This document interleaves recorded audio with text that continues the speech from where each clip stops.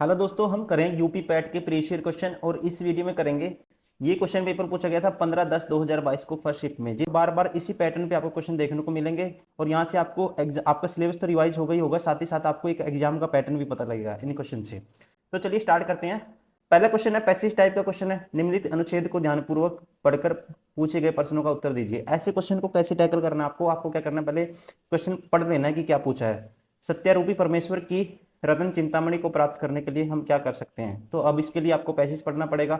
जैसे ही लगे कि हाँ आपको पता लग गया आंसर ये है, तो आप क्वेश्चन टिक करिए, आगे निकलिए। ऐसा नहीं कि आपको टाइम खराब नहीं करना। पैसेज वाले क्वेश्चन में कई बार स्टूडेंट ज़्यादा टाइम वेस्ट कर देते हैं। तो चलिए स्टार्ट करते हैं। सत्य की आराधना भक्ति है और भक्ति सिर हथेली पर लेकर चलने का सौदा है, अथवा वह हरि का मार्ग है जिसमें कायरता की गुंजाइश नहीं है, जिसमें हार नाम की कोई चीज ही नहीं। वह तो मरकर जीने का मंत्र है। सब बालक हैं, बड़े स्त्री पुरुष, चलते फिरते उठते बैठते खाते पीते खेलते कूदते सारे काम करते हुए यह रटन लगाए रहे हैं, और ऐसा करते करते निर्दोष निद्रा लिया करें तो कितना अच्छा हो। यह सत्यारूपी परमेश्वर मेरे लिए रतन चिंतामणि सिद्ध हुआ है, हम सभी के लिए वैसा ही सिद्ध हो। सत्य और अहिंसा का मार्ग जितना सीधा है उतना ही तंग भी। अस्सी की धार पर चलने के समान है। नट जिस डोर पर सावधानी से नजर रखकर चल सकता है, सत्य और अहिंसा की डोर उससे भी पतली है। जरा चूके कि नीचे गिरे, पल पल साधना से ही उसके दर्शन होते हैं, लेकिन सत्य के संपूर्ण दर्शन तो इस देह से असंभव है, उसकी केवल कल्पना ही की जा सकती है। क्षणभंगुर देह द्वारा शाश्वत धर्म को साक्षात्कार संभव नहीं होता, अतः अंत में श्रद्धा के उपयोग की आवश्यकता रह ही जाती है। इसी से अहिंसा जिज्ञासु के पले पड़ी। जिज्ञासु के सामने यह सवाल पैदा हुआ कि अपने मार्ग में आने वाले संकटों को सहे सहे या उसके निमित्त जो नाश करना पड़े वह करता जाए और आगे बढ़े।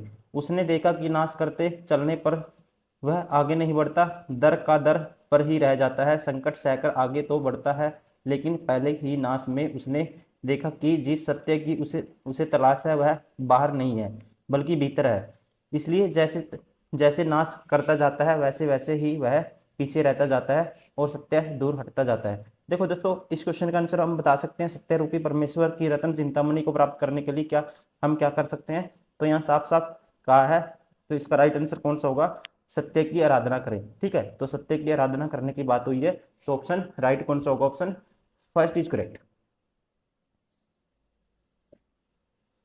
क्वेश्चन नंबर 2, गंदास में चिरस्थाई शब्द का कौन सा विलोम शब्द प्रयुक्त हुआ है। चिरस्थाई का दोस्तों विलोम शब्द प्रयुक्त हुआ है, इसका राइट आंसर होगा ऑप्शन सेकंड। इसका मतलब होता है क्षण भंगुर। क्या आएगा, क्षण भंगुर, ऑप्शन सेकंड इज करेक्ट। ठीक है ना। इसका मतलब क्या होता है, इसका मतलब हिंदी में कह सकते हैं जो चीज थोड़े टाइम के लिए हो, ठीक है, उसे बोलते हैं क्षण भंगुर, option second is correct. Question number 3, सत्य की तलाश कैसे की जानी चाहिए। दोस्तों इसमें साफ साफ कहा है, ठीक है, तो इसका राइट आंसर कौन सा होगा, ऑप्शन थर्ड। सत्य की तलाश इस शरीर द्वारा असंभव है। ठीक है, इसने यहाँ पे साफ साफ कहा है, देखो यहाँ देखोगे, लेकिन सत्य के संपूर्ण दर्शन तो इस देह से असंभव है। ठीक है, ये लाइन देखो, तो हम इसका राइट आंसर कौन सा करेंगे, सत्य की तलाश शरीर द्वारा असंभव है, ऑप्शन थर्ड इज करेक्ट।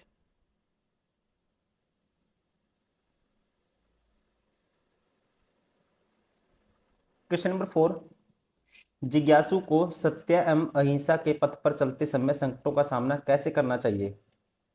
तो यहाँ पे देखो साफ साफ क्या बात हुई थी दोस्तों, यहाँ देखो ये गलत है, यहाँ पे असत्य नहीं आएगा, ये ऑप्शन में थोड़ा टाइपिंग एरर है। तो उसे क्या करना है, सत्य और अहिंसा के मार्ग पर चलना चाहिए। ठीक है, क्या आएगा दोस्तों, ऑप्शन फोर। जिज्ञासु को सत्य और वह अहिंसा के पथ पर चलते समय संकटों को निमित्त को नाश करते हुए आगे बढ़ना चाहिए। देखो ये बात सारी की हुई है यहाँ पे, संकटों को सही या उसके निमित्त नाश करना पड़े। ठीक है, ये सारी बातें इसमें की है, तो इसका राइट आंसर होगा, ठीक है, देखा कि जिस सत्य की तलाश है, तो इसका राइट आंसर होगा ऑप्शन फोर, सत्य और अहिंसा के मार्ग पर चलना चाहिए। संकटों का नाश करते हुए। क्वेश्चन नंबर 5, सत्य और अहिंसा के मार्ग को 80 की धार पर चलने के समान क्यों बताया गया है। देखो, इसका जरूरी नहीं है पैसेज पढ़ना, आपने एक बार पढ़ लिया तो आंसर कर सकते हो आप, क्योंकि इसमें ये बात साफ साफ हुई थी कि सत्य में इसमें बहुत सारी परेशानी आती है, इस टाइप की बात हमने इसमें देखो जब पढ़ा था हमने दोस्तों, सुनी थी हमने, देखी थी। ठीक है, तो हम कह सकते हैं क्योंकि सत्य और अहिंसा के मार्ग पर जितना सीधा लगता है उतना ही तंग भी है। ठीक है, बहुत सारे की आती है, इसमें परेशानी आती है, इस मार्ग पर चलना अत्यंत कठिन है, इसलिए ऑप्शन कौन सा हो गया, ऑप्शन फर्स्ट इज करेक्ट। ये था दोस्तों पैसेज के 5 क्वेश्चन हमने कर लिया। अभी नेक्स्ट क्वेश्चन करते हैं, क्वेश्चन नंबर 6 to 10।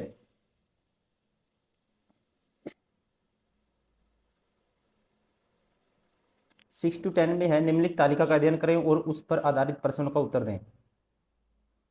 दिए गए वर्षों में प्रतिवर्ष कंपनी के व्यय एक्सपेंडिचर को लाखों रुपए में दर्शाया गया है। ठीक है, और व्यय के जो मद है, टाइप है, वो दिए हुए हैं, और वर्ष नंबर ऑफ ईयर्स हमें गिवन है।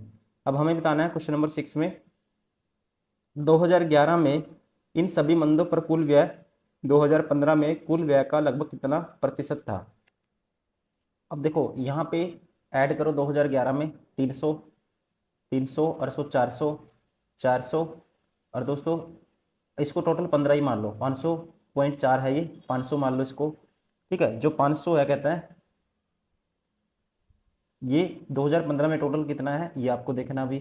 ठीक है, तो ये आएगा 2015 में 450 प्लस 152, 450 और 150 जोड़ोगे तो ये आएगा हमारे पास 600, 600, और ये इसको मान लो दोस्तों 3, 600, 3, 643 और 88, 643 और 88, ये लगभग होगा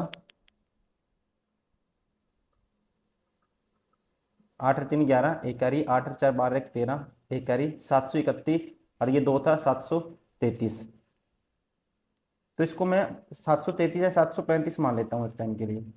5 पे काटूंगा, 5 पे आएगा ये, 5 एकम 5, 2 5 का 20, 5 था 35, 147, 100 आएगा दोस्तों।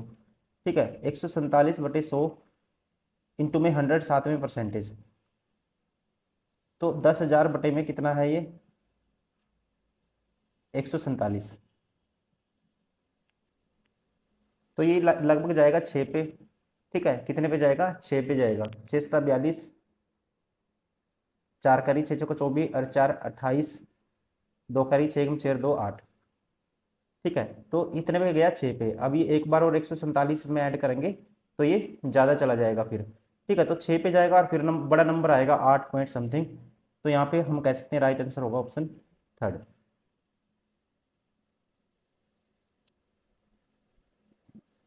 क्वेश्चन नंबर 7, अभी बताना है इसमें दी गई अवधि के दौरान कंपनी को प्रति वर्ष ब्याज की औसत राशि कितनी चुकानी पड़ी। औसत निकालना है इसका। देखो, अब इसको ऐड कर दो आप सीधे ही, 39 और 26 कितना होगा दोस्तों 65, 65 और 30 जोड़ते हैं हम 95, 96, 96 प्लस 22 हम जोड़ेंगे तो ये आएगा हमारे पास 118 और 13 131। ठीक है, और ये 6 4 10 1, 5 4 9, तो ये मान लो आप 5 और 4 9 और 6 15, 15 और 4 19 और 4 23। ठीक है, 2.3 ये आएगा। तो इसको अगर 132 भी 133 भी मानते हो ना आप, 133 मानते हो, ठीक है, तो इसका एवरेज निकालोगे तो ये आएगा 5 दूनी 10, 5 दूनी 10, 3 बचेगा, 5 छिक्का 30, तो 26 पॉइंट समथिंग आएगा। तो आप कहेंगे ऑप्शन फर्स्ट इज करेक्ट। क्या आएगा लगभग 26 पॉइंट समथिंग।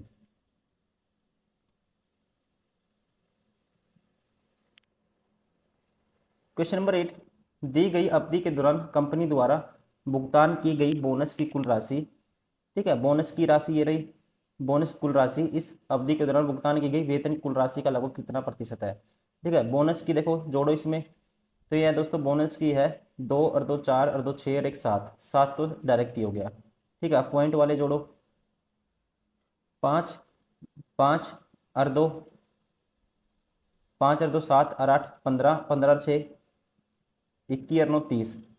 ठीक है, ये आएगा दोस्तों 30, 30 का मतलब 3।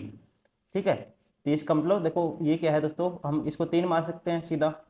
ठीक है, तो ये होगा जब लास्ट वाली डिजिट आप ऐड करोगे तो ये आया है 30 हमारे पास। 3 के आगे एक जीरो है, बटे में भी पॉइंट लगाएंगे तो जीरो से जीरो कैंसिल हो जाएगी, ये 3। और ये लास्ट 6 और 8 और 6 और 8 14 और 6 20, मतलब कि 20 बटे में पॉइंट 0 पॉइंट ऐसे है ये। ठीक है, 2 बटे में 10, इस ये गुना में 20 है दोस्तों, इसका पॉइंट मैंने हटा दिया, इससे कैंसिल हो जाएगा, ये होगा 2। तो ये हो गया टोटल 12। कितना हो गया?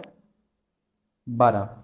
अब आपको बताना है ये किसका कितना प्रतिशत है। कहता है अवधि के दौरान भुगतान की वेतन की कुल राशि का लगभग कितना प्रतिशत है, वेतन का कुल लगभग कितना प्रतिशत है ये आपको बताना है। वेतन जोड़ेंगे आप तो वेतन आएगा 3 और 3 6, 6 और 5 11 और 3 14, 4 18, 1800 तो ये हो गया। 4 2 6 और 4 10 और 5 15, 150 ही हो गया। 1950 और 4 ये 1954। तो 12 है जो 1954 का कितना परसेंट है, तो इंटू में 100 साथ में परसेंटेज। तो इसको 2 पे काटोगे 6 आएगा, इसको 2 पे काटेंगे 2 में 18 बचेगा, 1 दोस्ती 14 दोस्ती 14। ठीक है, 977।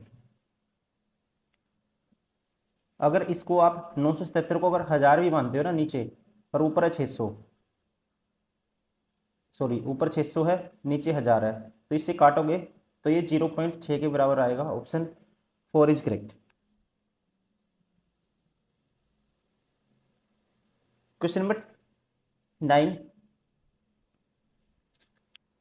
वर्ष 2013 के दौरान इन मंदों पर कंपनी का कुल व्यय कितना है? 2013 के दौरान देखो जोड़ दो, 524 तो ये हो गया, 105 ये हो गया। ठीक है, ये हो गया 624 629 629, और ये जोड़ेंगे दोस्तों आप इसको, तो ये आएगा हमारे पास।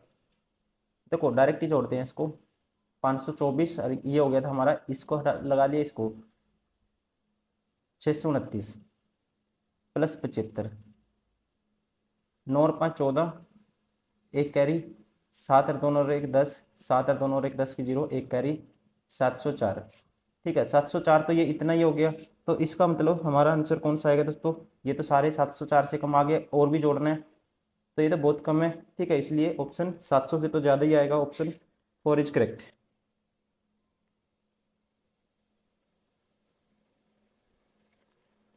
क्वेश्चन नंबर 10, सभी वर्षों के लिए करों का कुल व्यय, सभी वर्षों के लिए ईंधन और परिवहन का कुल व्यय के बीच का अनुपात क्रमशः है।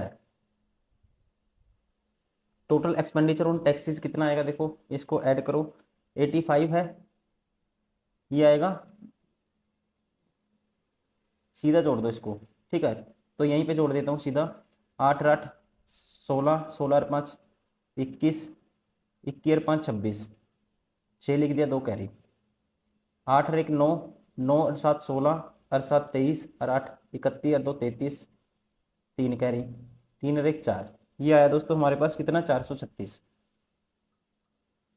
436 का रेशो निकालना आपको किसके साथ, अब आपको जोड़ना क्या, ईंधन। ईंधन पे देखो, ईंधन ये रहा, ईंधन, ईंधन और परिवहन पर कुल व्यय। ठीक है, ईंधन और परिवहन पर कुल व्यय, तो ईंधन पे हम जोड़ेंगे पहले, ईंधन और परिवहन को पहले जोड़ेंगे फिर रेशियो लेंगे। तो ये आएगा देखो 1 2 3 4 5, 500 तो डायरेक्ट ही हो गया सीधा, 1 और 3 4 और 5 9, 90 ये हो गया दोस्तों, और 4 ये हो गया। देखो दोबारा से जोड़ते हैं, सॉरी ये जोड़ लिया हमने, गलत जोड़ लिया, 5 और 3 8, 8 और 1 9। ठीक है, देखो 1 2 3 4 5, 500 ये हो गया था, 9 ये हो गया, 590, 5 और 2 7 और 5 12 और 2 14, 590 और 14 604। ठीक है, तो इनका रेशियो आपको निकालना है। अब इनका रेशियो निकालेंगे तो कैंसिल आउट करो, अगर इसको हम काटते हैं 4 पे तो ये आएगा 4 एकम 4, फिर 0 4 निमा 36, इसको काटेंगे 4 एकम 4 बचेगा 2, 4 पंजा 20, 4 एकम 4। ठीक है, 109 रेशियो 51, कौन सा ऑप्शन है, ऑप्शन फर्स्ट इज करेक्ट।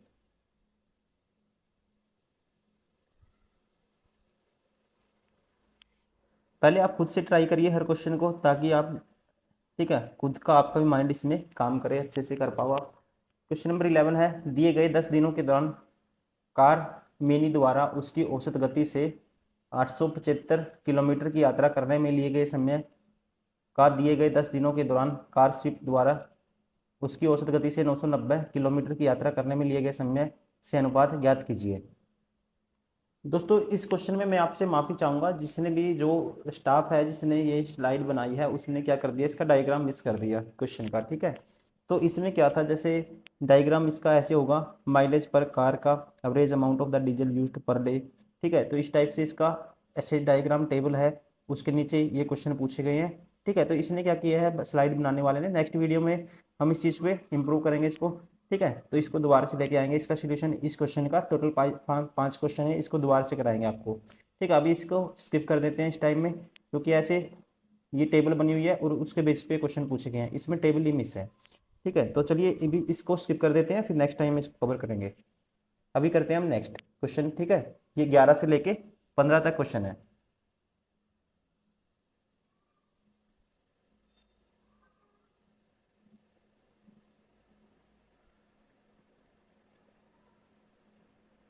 अभी क्वेश्चन नंबर 16 टू 20, निम्न रेखीय आरेख का अध्ययन करें। 2001 से 6 तक 6 वर्षों के दौरान प्रत्येक वर्ष की शुरुआत में कंपनी में शामिल होने वाले, कंपनी छोड़ने वाले कर्मचारियों की संख्या को दर्शाता है। वर्ष 2002 के दौरान न तो कोई कर्मचारी कंपनी में शामिल हुआ और न ही कंपनी छोड़कर गया। अब देखो दोस्तों, 2003 में आपको बताने हैं, ये गए वाले हैं जो लाइट है, डार्क वाला जो आए कंपनी में। अब 2003 तक जाना आपको, पहले एक वाला 1 से लेकर 3 तक आपको पहुंचना है। तो इसका मतलब आपको 5000 में क्या करना पड़ेगा, जैसे 5000 थे स्टार्टिंग में। अब देखो 2001 में क्या हुआ, 400 तो दोस्तों गए और 500 आए, तो आप कहोगे टोटल कितने आए, 100 आए। अब 450 तो गए आए दोस्तों और 600 गए, तो इसका मतलब -150 आएगा ये। अब 3 में क्या हुआ फिर, 600 आए, 150, 550 गए, तो हम कह सकते हैं 50 आए, ठीक है। तो ये आपस में कैंसिल आउट हो जाएंगे, तो हम कह सकते हैं 2003 में कर्मचारी कितने कार्यरत हैं, 5000। Option third is correct.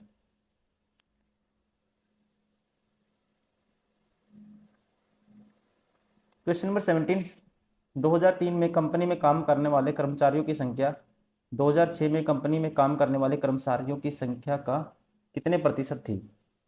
अभी अभी हमने पिछले क्वेश्चन में कहा था 2003 में कितने थे, किया था अभी पिछले क्वेश्चन में 5000 थे, 2003 तक हमने कैलकुलेट किया था, ठीक है।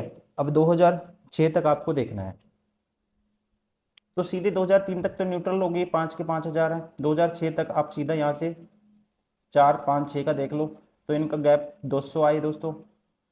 यहाँ पे आप कहोगे कितने आए, 50 आए, सॉरी 50 गए, 500 आए, 600 गए, तो 50 क्या कहेंगे, गए गए, ठीक है, हम कहेंगे 50 गए। अब 700 आए और ये 650 गए, तो दोस्तों आप कहोगे 650 से 750 आए, तो ओवरऑल कैंसिल आउट हो जाएंगे, तो 200 हम कह सकते हैं 200 आए, ठीक है। 200 ऐड हुए, 5000 तो यहाँ तक है ही था 3 तक, तो ये होगा 5200। तो 5000 5200 का कितना परसेंट है ये आपको बताना है, इंटू में 100, साथ में परसेंटेज, 2 जीरो से 2 जीरो कैंसिल, ठीक है। तो 2 पे काटूंगा 26 आएगा, 2 पे काटूंगा 2500 आएगा। अब 2500 को 26 से भाग करना आपको, 26 निमा 234 होता है, बचेगा 16, 26 छिक्का 156 होता है दोस्तों, 96 पॉइंट समथिंग आएगा। Option first is correct.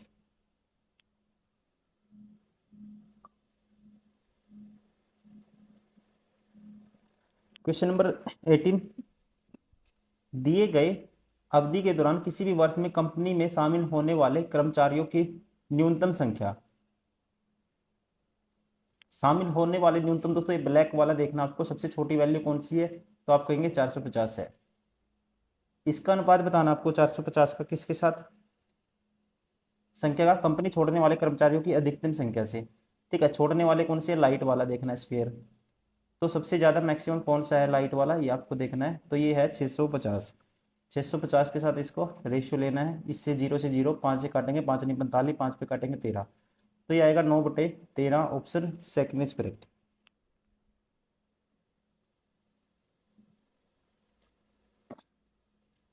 Question number 19, इस वर्ष में पिछले वर्ष की तुलना में कंपनी छोड़ने वाले कर्मचारियों की संख्या में प्रतिशत वृद्धि कमी अधिकतम है।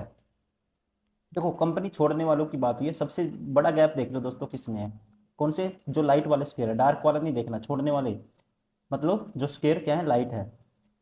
देखो यहाँ से यहाँ देख लोगे डायरेक्ट दोस्तों, 400 से 600 दोस्तों कितना इंक्रीज हो गया, 200 का गैप है। बाकी कहीं पे भी देखो 200 का गैप नहीं है, यहाँ 200 का नहीं है, यहाँ नहीं है, ठीक है, यहाँ नहीं है।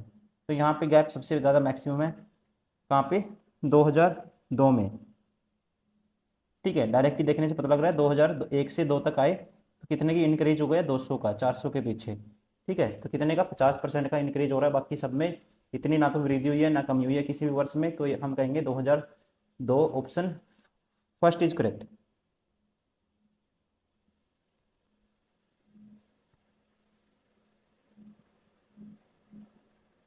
क्वेश्चन नंबर 16,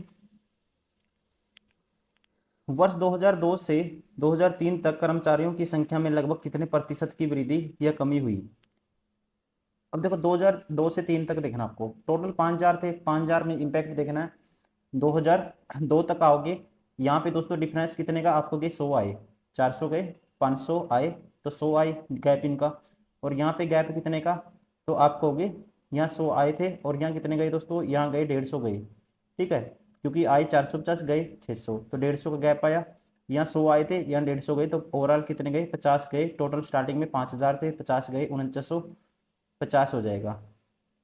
और 2003 में तो आपको पता ही है 5000 है, हमने 2-3 बार रिपीट हो चुका है, ठीक है। 2003 तक कितना है, 5000 होता है, न्यूट्रल हो जाता है 2003 तक जाने में, क्योंकि यहाँ 50 आ गया था 2002 तक, और यहाँ 50 गए थे और यहाँ 50 आ गए, 50 से 50 कैंसिल, टोटल 5000 ऐसे कैसे रहेगा यहाँ पे, ठीक है। तो आपको बताना है 2002 से 3 तक कर्मचारियों की संख्या में लगभग कितने प्रतिशत की वृद्धि या कमी हुई। तो ये वृद्धि होगी कितने की, 50 की, 50 की वृद्धि हो गई, कितने के पीछे, अब इनका गैप लिया आपने, 50 की वृद्धि होगी 4950 के पीछे, इनटू में 100 साथ में परसेंटेज। तो दोस्तों ये किसके पास है लगभग, ठीक है, ये 5000 लगाओ, आपस में कैंसिल आउट हो जाएगा, लगभग 1% के बराबर है, ऑप्शन थर्ड इज करेक्ट।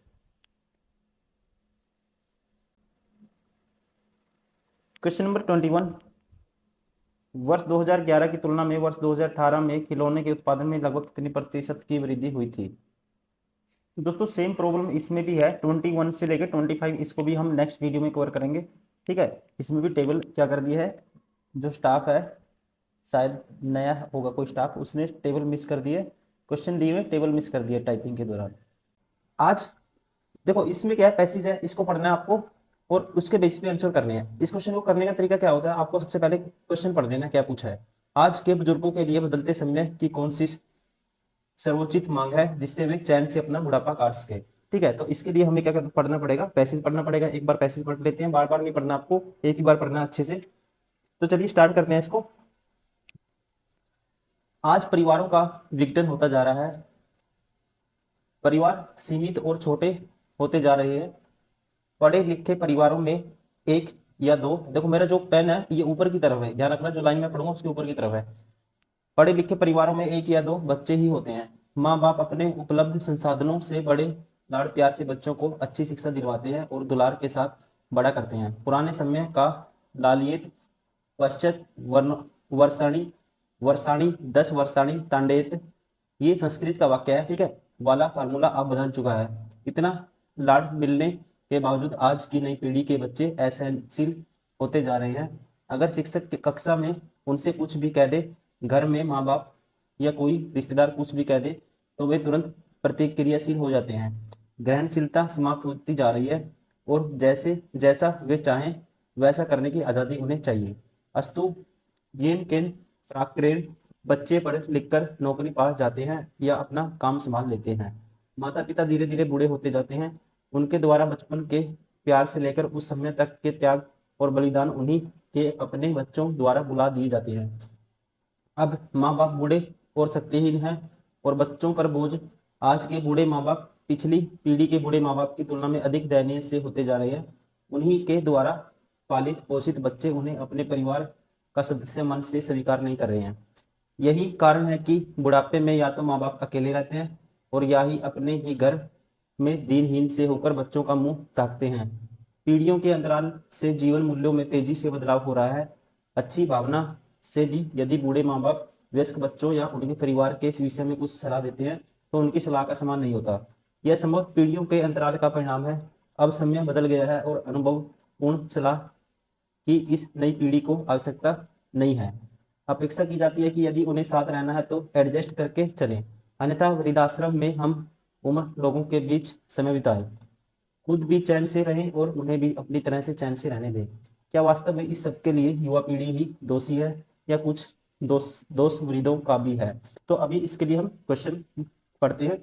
आज के बुजुर्गों के लिए बदलते समय की कौन सी सर्वोचित मांग है जिससे वे चैन से अपना बुढ़ापा काट सके? तो इसके बेसिस पे हमें ये दोस्तों बताना है।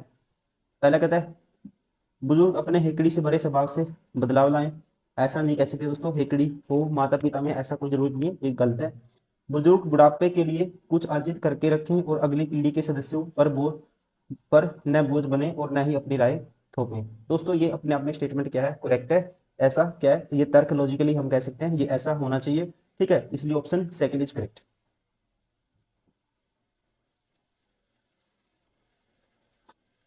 क्वेश्चन नंबर 25,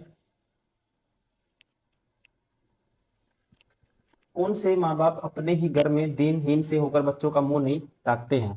ठीक है, तो पैसेज हमने पढ़ा था उसके बेसिस पे आंसर करेंगे, इनमें से कोई नहीं, ये नहीं हो सकता। दूसरा, जो माता पिता बदलते समय के साथ अपने आप को बदल लेते हैं और बहू बेटों और उनके परिवार के उचित सम्मान देते हैं। ठीक है, तो दोस्तों ये कह सकते हैं वो बच्चों को या घर में हिंदी से होकर बच्चों का मुंह नहीं ताकते हैं। अगर माँ बाप में क्या होगा, अगर माँ बाप ऐसे होंगे जो माता पिता बदलते समय के साथ अपने आप को बदल लेंगे और बहू बेटों और उनके परिवार को उचित सम्मान देते रहेंगे। Option second is correct. आपको ऐसे क्वेश्चन में सिर्फ ऐसे ध्यान से पढ़ना है, बाकी आसान होता है ये हिंदी में। माता पिता द्वारा प्यार दुलार एवं समस्त संसाधनों के दिए जाने के बावजूद आज की युवा पीढ़ी से वह आत्मीयता गायब है जो पुरानी पीढ़ी तक विद्यमान थी। इसका सबसे उचित कारण क्या हो सकता है? अब कारण पैसेज के बेस पे बताएंगे। पीढ़ियों के अंतराल के कारण जीवन मूल्यों के बदलने से युवा पीढ़ी अदूरदर्शी और असहनशील होती जा रही है। दोस्तों ये बात कही गई है उसमें, और उसकी ग्रहणशीलता कम होती जा रही है, ये बात हमने पढ़ी थी। ठीक है, इसलिए option first is correct. Question number 27, संतान के साथ रहने की इच्छा होते हुए भी कई माँ बाप के अकेले रहने का कारण कौन सा है? सबसे सबल तर्क कौन सा है? सबसे स्ट्रॉन्ग लॉजिक आपको इसके पीछे बताना है कौन सा है। पहला कहता है इनमें से कोई नहीं। दूसरा, माँ बाप की आर्थिक स्थिति अच्छी होना, ये भी नहीं कह सकते, ये नहीं है दोस्तों। माँ बाप का संतान और उसके परिवार के प्रति रूखा व्यवहार, वाणी का असंयम और बहू बेटों की जिंदगी में ज्यादा दखल अंदाजी। ठीक है, ये स्ट्रॉन्ग लॉजिक हो सकता है। माँ बाप का बीमार लाचार होना, और दोस्तों ये नहीं है इसमें, ठीक है, ये नहीं हम कह सकते। तो जो स्ट्रॉन्ग लॉजिक होगा, सबसे सबल तर्क होगा, कौन सा होगा? माँ बाप का संतान और उसके परिवार के प्रति रूखा व्यवहार, वाणी का असंयम और बहू बेटों की जिंदगी में ज्यादा दखल अंदाजी।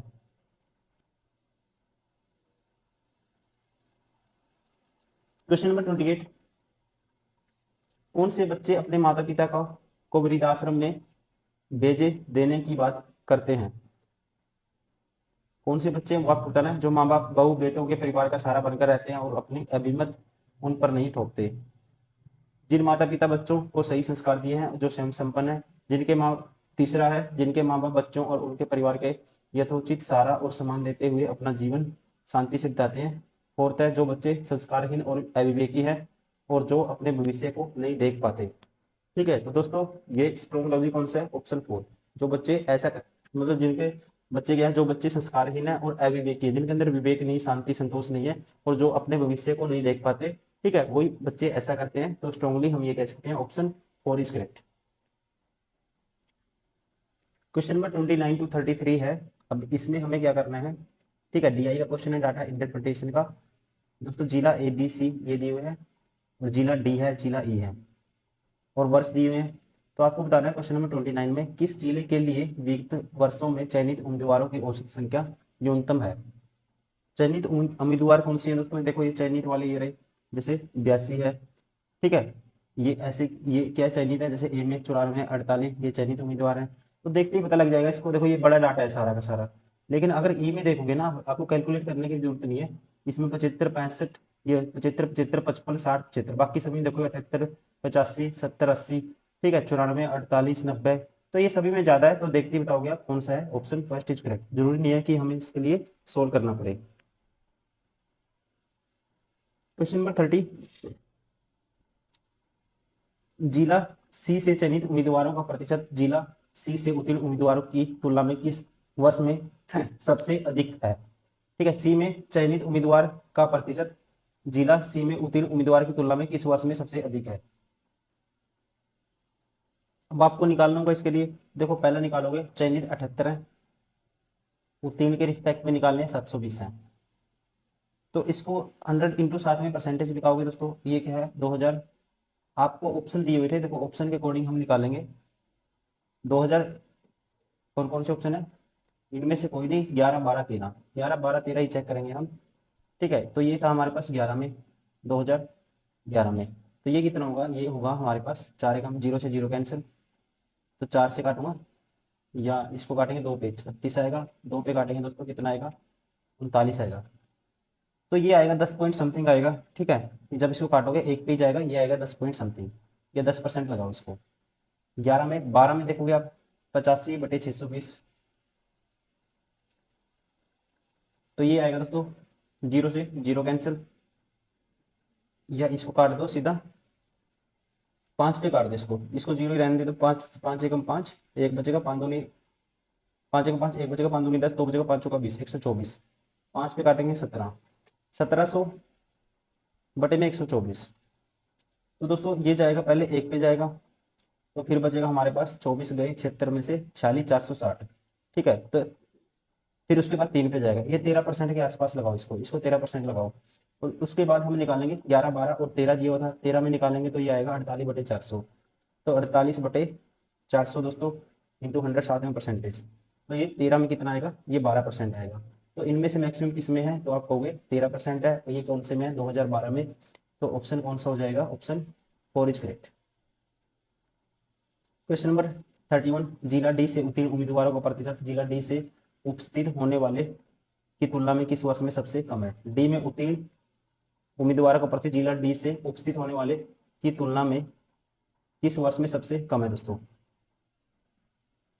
अभी देखते हैं कि हमें निकालना है, चेक करना है 14 12 13, 14 12 और 13। ठीक है, डी का चेक करना है 14 12 13। देखो 11 का चेक नहीं करना हमें, 12 करना है, 14 12 13। अब 12 में चेक करते हैं दोस्तों, ये आएगा 600 बटे 6800। ठीक है, 600 बटे 6800 इंटू में 100 साथ में परसेंटेज आएगा, 2 जीरो से 2 जीरो कैंसिल हो जाएंगे वो। ठीक है, इसको 4 पे काटेंगे 17 आएगा, और इसको 4 पे काटेंगे 150 आएगा। तो 17 अट्ठा 136, 17 अट्ठा 136। उसके बाद दोस्तों बचेगा 14, फिर 17 17 अट्ठा 136, तो 12 में आएगा 8.8%, ये है 2012 में। उसके बाद हमें चेक करना है 13 में, 13 में हम कहेंगे 525 बटे 6500। ठीक है, 525 बटे 6500, देखो 2 जीरो कैंसिल हो जाएंगे, जो परसेंटेज में कन्वर्ट करोगे 100 से मल्टीप्लाई करोगे, तो 525 को सीधा 65 से भाग कर दो, 13 पंजे 65 होता है। 5 पे काटूंगा 13 आएगा, 5 पे काटूंगा 5 दून 5 का 5 जीरो, 5 5 25 105। तो 13 अट्ठा 104 होता है दोस्तों, 13 अट्ठा 104 होता है। फिर उसके बाद जीरो, 13 अट्ठा 104 बचेगा कितना, एक। ठीक है, तो ये आएगा 1 पॉइंट समथिंग, 8.1% समथिंग। 14 में कितना आएगा, जीरो जीरो ऐसे चलेगा तो 1 पॉइंट लिख सकते हैं, 8.1%। ये है 13 में। 14 में देखेंगे आप, 14 में कितना है 720 बटे 7800। ठीक है, 2 जीरो से 2 जीरो कैंसिल हो जाएंगी, तो 720 को 78 से भाग करोगे, 720 का आधा 360 बटे में करोगे कितना 39। तो 39 को करोगे उसको 39 कितने पे जाएगा, 39 निम्मा दोस्त ये होता है, 39 निम्मा 361 होगा। ठीक है, तो 8 पे जाएगा पहले तो ये, तो 8 पे जाएगा कितना हुआ, 39 अट्ठा 40 माइनस 1 गुना 8 करो,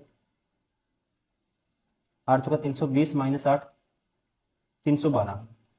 अब 312 8 पे गया, 312 आ गया। अब 312 माइनस करोगे इसमें से 300 कितने में से 60 में से, तो बचेगा दोस्तों कितना 48। मिनिमम बताना है तो ये एक्स्ट्रा ही आएगा, ठीक है, ये एक्स्ट्रा ही आएगा, इससे ज्यादा ही आएगा। तो मिनिमम कौन सा होगा, 8.1% होगा। तो इसलिए हम कहेंगे ऑप्शन 4। 2013 में क्या है दोस्तों, सबसे कम है। क्वेश्चन नंबर 32, वर्ष 2011 में किस जिले में उपस्थित उम्मीदवारों की तुलना में चयनित उम्मीदवारों का प्रतिशत सबसे अधिक था। 2011 में देखना आपको, ई किसमें, जिले में उपस्थित उम्मीदवारों की तुलना में चयनित का, उपस्थित उम्मीदवारों की तुलना में चयनित का, और ई ए सी।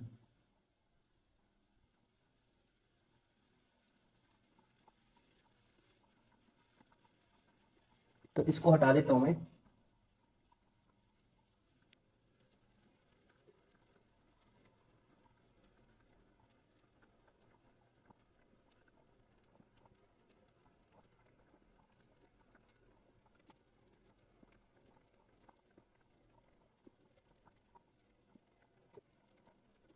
ई ए सी में से हमें चेक करना है, ई ए और सी, ठीक है, याद रखना है, ऑप्शन में ये गिवन है ई ए सी।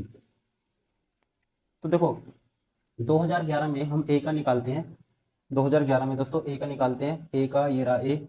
ए में चयनित कितने 94 है, और उपस्थित कितने हैं ए में 8000 है। तो 94/80 आएगा, 94/80 आएगा ये, ठीक है। आपको बताना क्या था, हमें बताना है मतलब जो परसेंटेज है चयनित का विद रिस्पेक्ट टू प्रेजेंट, वो क्या है, मैक्सिमम होना चाहिए। तो ये 94/8000 आएगा। तो 94, 2 जीरो से 2 जीरो कैंसिल कर दी मैंने, तो इसको कैंसिल आउट करोगे तो अगर 2 पे करते हैं ये दोस्तों 47 आएगा, 2 पे करते हैं 40 आएगा। अब इसको जब आप 4 से काटोगे, 4 दाएं 40, 4 दाएं, ये 4 एकम 4, फिर 4 एकम 4, 11 पॉइंट समथिंग, और एक जी, ठीक है, 1/10 भी है। तो ये आएगा हमारे पास, एक 10 भी है। तो हम इसको एग्जैक्टली निकालते हैं तो ये आएगा 40 से कम, 40 से ही भाग कर दो डायरेक्ट आप, 40 से कम 40 बचेगा 7 दोस्तों, ठीक है। तो फिर आएगी पॉइंट, तो फिर आएगा 40 से कम 40, 70 बन गया तो 30 बचेगा, फिर 30, 4 7 28, तो 1.17 समथिंग आएगा ये। किसमें, ए, इसमें ए में, ये ए का है, इतने परसेंट है ये ए का। सबसे आपको मैक्सिमम बताना है, ई ले लिया मैंने, ए ले लिया, ई देखो अब, ये सी देखो पहले, सी में 78 2011 में बटे 7500, दो जी से दो कैंसिल, 78/75 कर दो डायरेक्ट। तो यहाँ पे हम कहेंगे ये आएगा हमारे पास 75 एकम 75, बचेगा एक। ये दोस्तों ये तो बहुत ही कम आएगा, 1 पॉइंट कह सकते हैं 0 समथिंग आएगा ये, ठीक है। इसको 1.0 ऐसे चलेगा, ये 1.0 समथिंग ऐसे चलेगा, तो इसको लिख सकते हैं 1.0 समथिंग लिख सकते हैं, 3% 4% ऐसे आएगा, या करके देख सकते हैं। देखो 75 कम 75 बचेगा 30, ना जाने की 0, फिर 300, 75 चौका 304 पे जाएगा, तो सीधा लिखेंगे 1.04%। ये आया हमारे पास इसका सी का। अब ई का और चेक कर लेते हैं। ई का चेक करेंगे तो ई का आएगा उत्तीर्ण, इसका चयनित 75 है 11 में, और 6400, 75/6400, तो सीधा 75/64 कर दो। तो इसमें काटोगे ये,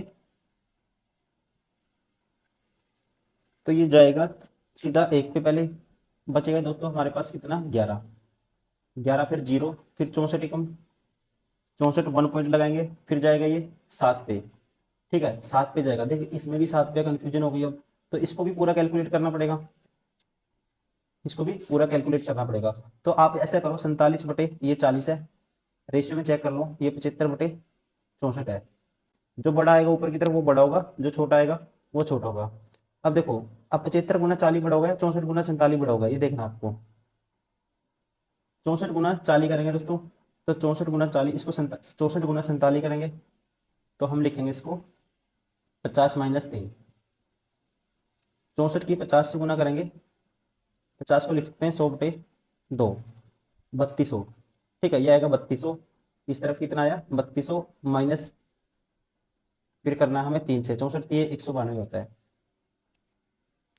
192, 200 माइनस करो 32 से मुझसे, तो कितना आएगा हमारा 3000। 3000 में फिर 8 जोड़ दो, 3008 आएगा इसमें। ऊपर की तरफ कितना आया, 3008 आया। और इसमें ऊपर की तरफ जब आप करोगे ये आएगा 75 का डबल 150, ठीक है, और 150 का डबल 200, 3000, ये आएगा 3000। तो बड़ा कौन सा आया, ये वाली फ्रैक्शन बड़ी आई है, तो हम कहेंगे ए। और ए कौन से ऑप्शन में था, ऑप्शन थर्ड में, इसलिए ऑप्शन थर्ड इज करेक्ट।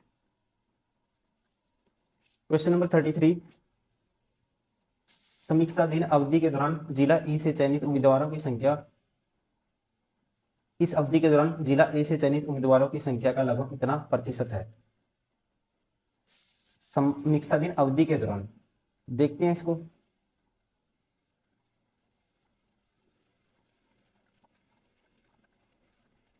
इसको हटाते हैं पहले। देखो यूपी पैट में डीआई थोड़ा सा ठीक पूछा है, अच्छे लेवल का पूछा है, ठीक है, तो आप इसको हल्के में नहीं ले सकते, आपको करना ही पड़ेगा, प्रैक्टिस करनी पड़ेगी अच्छे से, वरना वहाँ पे एग्जाम में आपके लिए नया कुछ भी नहीं होना चाहिए, इस तरह से आपको प्रैक्टिस करके जाना है। अब जिला ई में पूछा दोस्तों विद रिस्पेक्ट टू ए, तो जिला ई कहाँ है जिला ई में कुल ये रहा चयनित कितने हैं, देखो 7 और 7 14, एक ही लाइन में जोड़ना है, 7 और 7 14 और 5 19 और 6 25 और 7 32, मतलब 320, और 5 का 20, 340 है दोस्तों। कहता है ये 340 है जो, इसका ए का कितने प्रतिशत है, ए के चयनित का, ए में कितने हैं, ये है 9 और 9, 9 और 4 13 और 8 13 और 8 21 और 9 30 और 7 37 370, और 8 और 4 12 2 14, 70 और 14 84, 384 का कितने परसेंट है ये आपको बताना है। तो जीरो, ये दो 100 लगाएंगे साथ में परसेंटेज, तो 4 पे काटो इसको पहले, 4 निमा 36, 2 बचेगा, 4 छक्का 24, इसको 4 पे काटते हैं तो 4 अट्ठा 32, 4 पंजा 20, 85 है ये।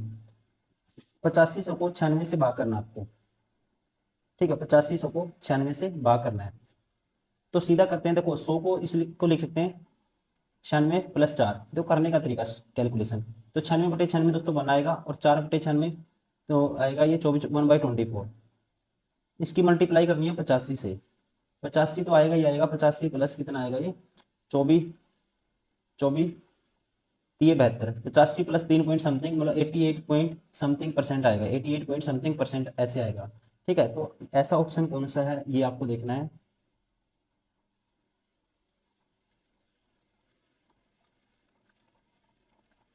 ऑप्शन सेकंड इज करेक्ट, ठीक है, 88 पॉइंट समथिंग ऑप्शन सेकंड में है, option second is correct. Question number 34 to 38, तालिका का अध्ययन करें और निम्नलिखित प्रश्नों का उत्तर दें। 5 महीने के दौरान 5 कंपनियों को में बेचे गए उत्पादों की संख्या। मार्च में कंपनी पी और आर के द्वारा बेचे गए उत्पादों की संख्या, देखो पी और आर की दोस्तों मार्च में, तो पी की 180 है, और 180, और आर की कितना है 115, 180 प्लस 100 280, 280 और 15 295 मार्च में, ठीक है, पी और आर का हमने निकाल लिया। और अप्रैल में उन्हीं कंपनियों के द्वारा बेचे गए उत्पादों की संख्या का अनुपात, अप्रैल में पी 160 है, और आर दोस्तों 240 है, 40 24 और 16 कितना होगा 40 होगा, ये बन जाएगा 400, ये अनुपात निकालना है। 5 पे काटेंगे 295 को, 5 पंजो पंजो 25 बचेगा 4, 5 नहीं 45, 5 पे काटेंगे दोस्तों 5 अट्ठा 40, 59 80 आएगा, option first is correct. Question number 35, company S द्वारा बेचे गए उत्पादों की संख्या में जनवरी से अप्रैल तक लगभग कितने प्रतिशत की वृद्धि हुई। एस में दोस्तों जनवरी से अप्रैल, एस में जनवरी से अप्रैल, एस में देखो ये रहा जनवरी, और एस में ये रहा अप्रैल, तो ये कितने का इंक्रीज है, आप कहेंगे 15 और 40, 55 का इंक्रीज है 85 के पीछे, इंटू में 100 साथ में परसेंटेज, तो ये आएगा 5 पे काटेंगे 11 आएगा, 5 पे काटेंगे 17 आएगा, ठीक है, ये आएगा 1100 बटे 17, 17 अट्ठा 17 पंजे 85, 17 छिक्का 102, 17 छिक्का 102, तो 6 आना चाहिए स्टार्टिंग में, तो इन दोनों में है, तो बचेगा 8, फिर 17 चौके 68, 64 पॉइंट समथिंग आएगा, option 4 is correct. Question number 36, 36 में है कंपनी टी द्वारा मार्च अप्रैल मई में बेची गई उत्पादों की कुल संख्या, टी द्वारा दोस्तों मार्च अप्रैल मई, टी मार्च में अप्रैल मई, तो ये तीनों जोड़ना है, 165 का डबल करोगे 16 दूनी 32, 320 330, 165 का डबल 330 और प्लस 120, 330 प्लस 100, 430, 450। 32% माइल्ड स्टील से बने थे। मार्च, अप्रैल और मई में कंपनी टी द्वारा बेची गई माइल्ड स्टील की उत्पादक कुल संख्या। तो 32% निकालना है इसका सीधा आपको, तो 32/100 करोगे। तो इसको काटते हैं पहले 5 पे, 5 पे आएगा दोस्तों 20, ये आएगा 90। इससे 5 पन्नी 45, 90, 5 पे 20 आया, तो 0 से 0 कैंसिल, और 2 पे काटूंगा इसको 16, 16 निम्मा कितना होता है 144 होता है। Option third is correct.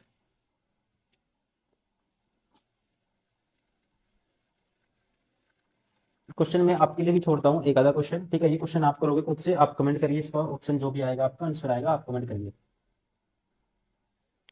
Question number 38, इसको मैं कर देता हूँ। कंपनी क्यू द्वारा जनवरी मई से मिलाकर बेचे गए उत्पाद। क्यू के दोस्तों जनवरी और मई में मिलाकर, क्यू के जनवरी में 801 और मई में 120, तो कितना होगा 921।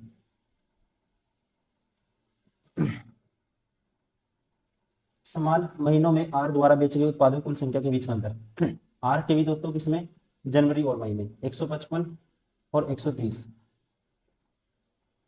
यहाँ पे दोस्तों एरर है, एरर क्या है 801, ये इतना बड़ा डाटा नहीं हो सकता, ये 80 है, ठीक है। तो ये 80 आएगा, तो ये कितना हो जाएगा 200, और इसमें कितना हो जाएगा आर में 155, 200 तो हो गया सीधा 55, और 200 से 200 कैंसिल हो जाएगा, जो 200 है ये कैंसिल हो जाएगा, क्योंकि 155 में 100 ले लूंगा, 155 का इसका भी 100 ले लूंगा, दो कैंसिल हो जाएंगे इसमें, और 55 और 30 सीधा ऐड कर दूंगा, कितना आएगा 85, तो अंतर आएगा 85 का।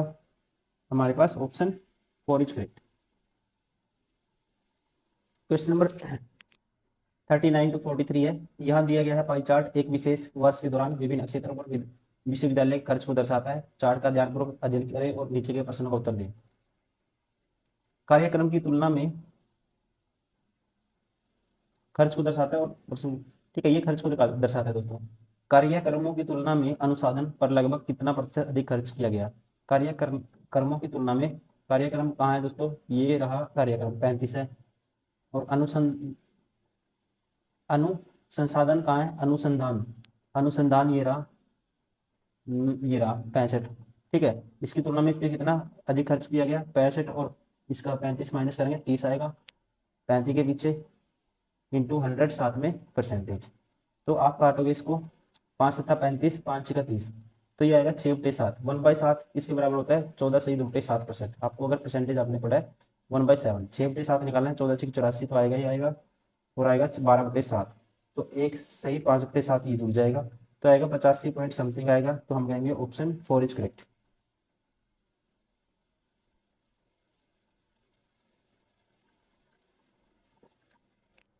क्वेश्चन नंबर 40, छात्रावास पर कुल खर्च का लगभग कितने प्रतिशत खर्च किया गया। छात्रावास पर कुल खर्च का लगभग कितने प्रतिशत खर्च किया गया। दोस्तों छात्रावास पे कितना है, यहाँ पे देखोगे आप 46 है।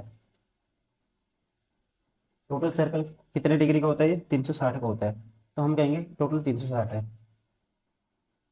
टोटल कितना है 360, तो इसको काटो परसेंटेज में कन्वर्ट करो, तो यहाँ से 0 से 0 कैंसिल, अब 2 पे काटो 18 आएगा, और 2 पे काटो 23 आएगा, 230 बटे करना आपको 18, पहले जाएगा 18 कम 18 बचेगा 5, फिर 18 दूनी 36 बचेगा 14, ये आएगा 12 पॉइंट समथिंग, तो कौन सा ऑप्शन होगा, option first is correct. Question number 41, यदि वर्ष के दौरान विभिन्न क्षेत्रों पर खर्च की गई कुल राशि दिस, ये है दोस्तों जो भी है डाटा, ठीक है, इतने रुपए है, तो आधारभूत संरचना पर खर्च की गई राशि छात्रावास पर खर्च की गई राशि से कितने अधिक है। तो आधारभूत पर छात्रावास से, आधारभूत पे तो 50 है, ठीक है, आधारभूत पे कितना है 50 है, ये रहा देखो, और छात्रावास पे 46 है, कितना 4 डिग्री ज्यादा है, तो 360 डिग्री की वैल्यू ये है दोस्तों, तो सीधा काट दूंगा 360 पे, 360 इसके बटे में आएगा, तो 180 दूनी 360, तो इसको काटेंगे 3 और 2 5, 1 लाख को काटेंगे तो 50,000 आएगा, 50,000 की जब 4 से गुना करेंगे तो कितना आएगा 2 लाख आएगा, option third is correct. Question number 42, ये क्वेश्चन आपके लिए छोड़ता हूँ, ठीक है, आसान सा क्वेश्चन है, ठीक है, ये आपके लिए, जैसे खेलों पर शिक्षा की तुलना में कितने प्रतिशत कम खर्च किया गया। खेलों की तुलना, खेलों पर शिक्षा की तुलना में दोस्तों, ठीक है, खेलों पर देखो ये रहा 680, खेलों पे क्या है 52 है। कितना खर्च कम खर्च किया आप कहेंगे 28, किसकी तुलना में, शिक्षा की तुलना में। तो शिक्षा बटे में आएगा 80, तो इसको काट दो 28/80 इंटू में 100 साथ में परसेंटेज। तो 4 पे काट इसको काटो, 20 चौका 80, 20 पंजे 100, यह कह सकते हैं 20 पंजे 100, 20 चौका 80, 4 पे काटूंगा 7 आएगा, 7 पंजा 35%। Option four is correct. देखो ये क्वेश्चन मैंने आपको दिया था, आसान क्वेश्चन है। अभी आप नेक्स्ट क्वेश्चन करिए। ठीक है, नेक्स्ट आप करेंगे, कमेंट करेंगे आंसर इसका जो भी आपका आएगा। अगर डाउट है कुछ वो भी कमेंट कर सकते हैं। ठीक है, और आपको जल्दी से जल्दी एग्जाम में जैसे करना होता है वैसे ही आप इसको सोल्व करोगे। क्वेश्चन नंबर 44 दोस्तों, इस क्वेश्चन को मैं सोल्व करता हूँ। 2005 में दोनों कंपनी ए और बी की आय 3:4 के अनुपात में है, अनुपात में थी। 2005 में उनके व्यय का क्रमशः अनुपात क्या था। देखो ये क्या है दोस्तों, दिए गए वस्तुओं के दोनों कंपनी ए और बी के द्वारा अर्जित लाभ है, ये प्रतिशत लाभ है।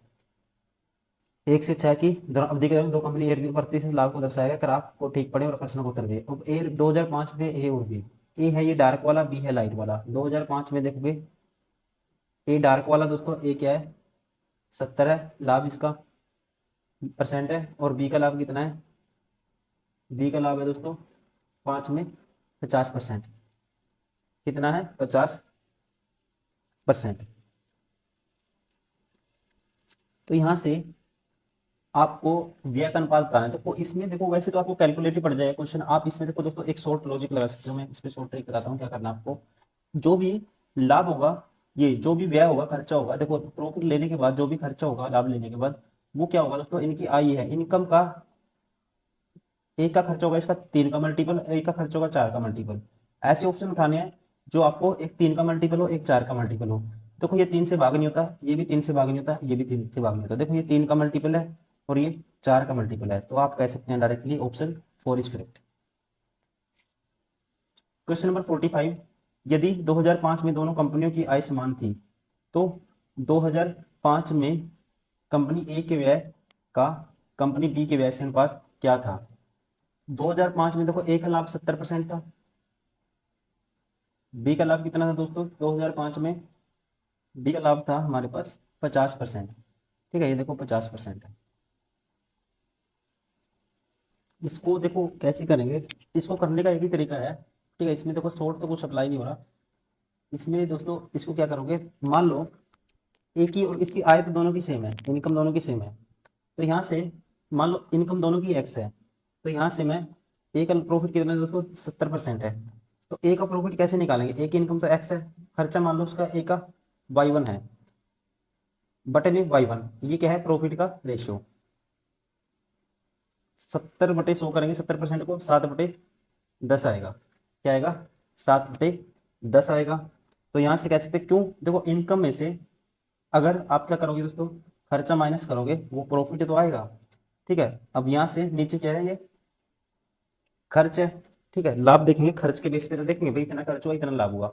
यहाँ से हम निकाल लेंगे किसका रेशियो निकालना, हमें व्यय का निकालना है। तो यहाँ से 10x बराबर आएगा 10x माइनस 10y1 बराबर आएगा 7y1। तो यहाँ से दोस्तों हमारे पास जो y1 की वैल्यू आएगी क्या आएगी 10x है ये, और ये बराबर आएगा 17y1। y1 की वैल्यू आएगी 10x/17। वैसे ही बी का मान लाभ कितना है 50% की फ्रैक्शन 1/2 है। बी की इनकम तो x है, इनकम माइनस बी का खर्च मान लेते हैं y2 बटे में y2। जो खर्च के बेस पे तो देखेंगे कितना प्रॉफिट हुआ, तो मल्टीप्लाई करेंगे 1/2 से, तो 2x माइनस आएगा 2y2 बराबर है y2, और 3y2, 2x बराबर है 3y2। तो x की वैल्यू क्या आएगी, या सॉरी y2 की वैल्यू क्या आएगी, y2 की वैल्यू आएगी 3 बाई, या कह सकते हैं सॉरी y2 की वैल्यू आएगी 2/3x। क्या आएगी 2/3x, ये ठीक है 2x/3 कह सकते हैं। तो अब आपको रेशियो निकालना है किसका, y1:y2 निकालना है दोस्तों। तो ये है 10x/17, y1 की वैल्यू, और y2 की कितनी है 2x/3। तो यहाँ से दोस्तों 2 से काटेंगे 5 आएगा, और 5 दिए 15, एक्स से एक्स कैंसिल हो जाएगा, क्रॉस मल्टीप्लाई करेंगे 17, तो आएगा ratio 15 ratio 17, option first is correct. Question number 46, यदि 2002 में कंपनी बी का व्यय 200 करोड़ रुपए था, तो 2002 में उसकी आय क्या थी दोस्तों? इनकम मान लेते हैं आई थी। अब प्रॉफिट कैसे निकालेंगे? प्रॉफिट है 2002 में इसका 30%। अब प्रॉफिट 30% कैसे आता है? इनकम में से माइनस करेंगे, इसका एक्सपेंडिचर कितना है? 200 करोड़ बटे में दोस्तों जो प्रॉफिट होता है किसके बेस पे देखेंगे? एक्सपेंडिचर के बेस पे। और जो लाभ है कितना है? 30%, तो फ्रैक्शन होगी 3/10। तो यहाँ से हम क्रॉस मल्टीप्लाई करेंगे, 10 आई आएगा, माइनस 2000 हो जाएगा, 2000 करोड़, ये हो जाएगा 600 करोड़। तो 10 आई की वैल्यू आएगी 2600 करोड़। तो आई की वैल्यू कितनी आएगी? 260 crore. Option second is correct. Next question, चलिए एक क्वेश्चन आप करिए, फिर लास्ट क्वेश्चन इसका मैं करता हूँ। ठीक है, 48 नंबर मैं करूंगा, ये आप करिए, खुद से ट्राई करिए, आपका भी माइंड चलना चाहिए इसमें। अगर डाउट आता है आप कमेंट करिए, और इसको स्क्रीनशॉट लीजिए, फिर प्रैक्टिस करिए सोल्व करने की, या फिर आप ऐसा करो, पॉज करो वीडियो फिर सोल्व करो। क्वेश्चन नंबर 48 है दोस्तों, लास्ट क्वेश्चन है इसका। वर्ष 2003 में कंपनी ए का व्यय 200 करोड़ रुपए था, और 2003 में कंपनी ए की आय 2003 में उसके खर्च के समान थी। वर्ष 2006 में कंपनी ए की आय क्या थी? अब देखो कैसे करेंगे इसको, प्रॉफिट निकालेंगे दोस्तों। अभी तक जो करते आए हैं, इनकम मान लेते हैं आई है, इनकम में से खर्चा माइनस करेंगे तो प्रॉफिट आएगा। जो प्रॉफिट आएगा किसके बेस पे आएगा? खर्च के बेस पे। तो यहाँ पे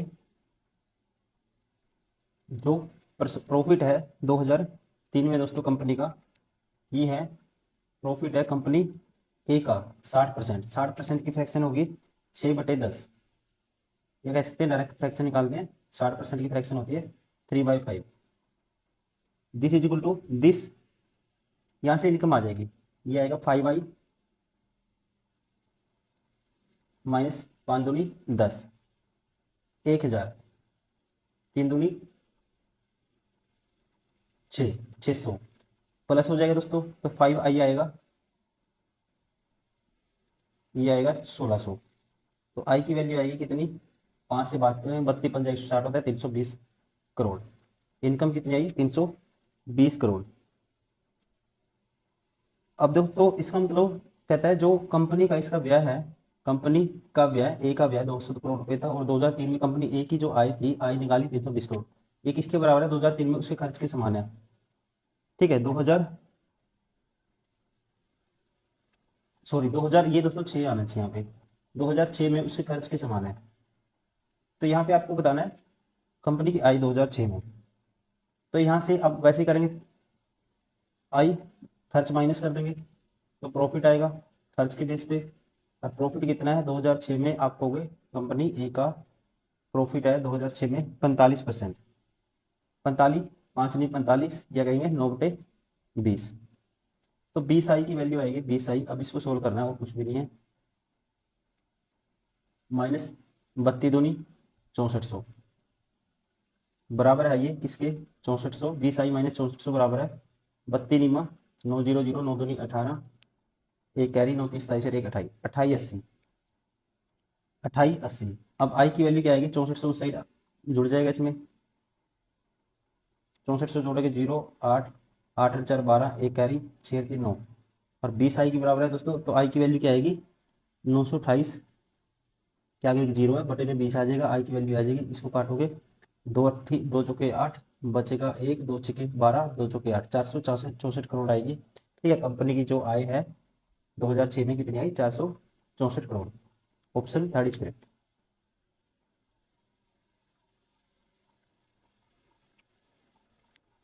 क्वेश्चन नंबर 49, अभी जीके के क्वेश्चन आगे। जजिया फिर से लगाने वाले मुगल शासक का नाम लिखिए। ठीक है, जजिया फिर से किसने लगाया था? इसका राइट आंसर होगा, ये लगाया था औरंगजेब ने। ठीक है, किसने लगाया था दोस्तों? जजिया, गैर मुसलमानों पर लगाया जाना वाला कर था ये लगाया था फिर से औरंगजेब ने। सबसे पहले किसने लगाया था? 712 ईस्वी में। ठीक है जी, किसने लगाया था? मोहम्मद बिन कासिम ने। क्वेश्चन नंबर 50, निम्नलिखित में से किसे अंग्रेजों द्वारा शुरू किए गए सबसे महत्वपूर्ण योगदानों में से एक माना जाता है? शिपिंग, बैंकिंग और बीमा, रेलवे, वृक्षारोपण और खान। तो ये माना जाता है दोस्तों रेलवे की जो शुरुआत करी थी, ठीक है, 16 अप्रैल 1853 में मुंबई से ठाणे तक लॉर्ड डलहौजी के टाइम पीरियड में, इसको सबसे अहम माना जाता है। Option third is correct.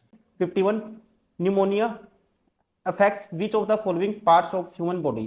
ठीक है, तो दोस्तों ये किसको अफेक्ट करता है, आपको पता ही होगा, लंग्स को, फेफड़े को। ठीक है, किसको अफेक्ट करता है, फेफड़ों को। Option third is correct.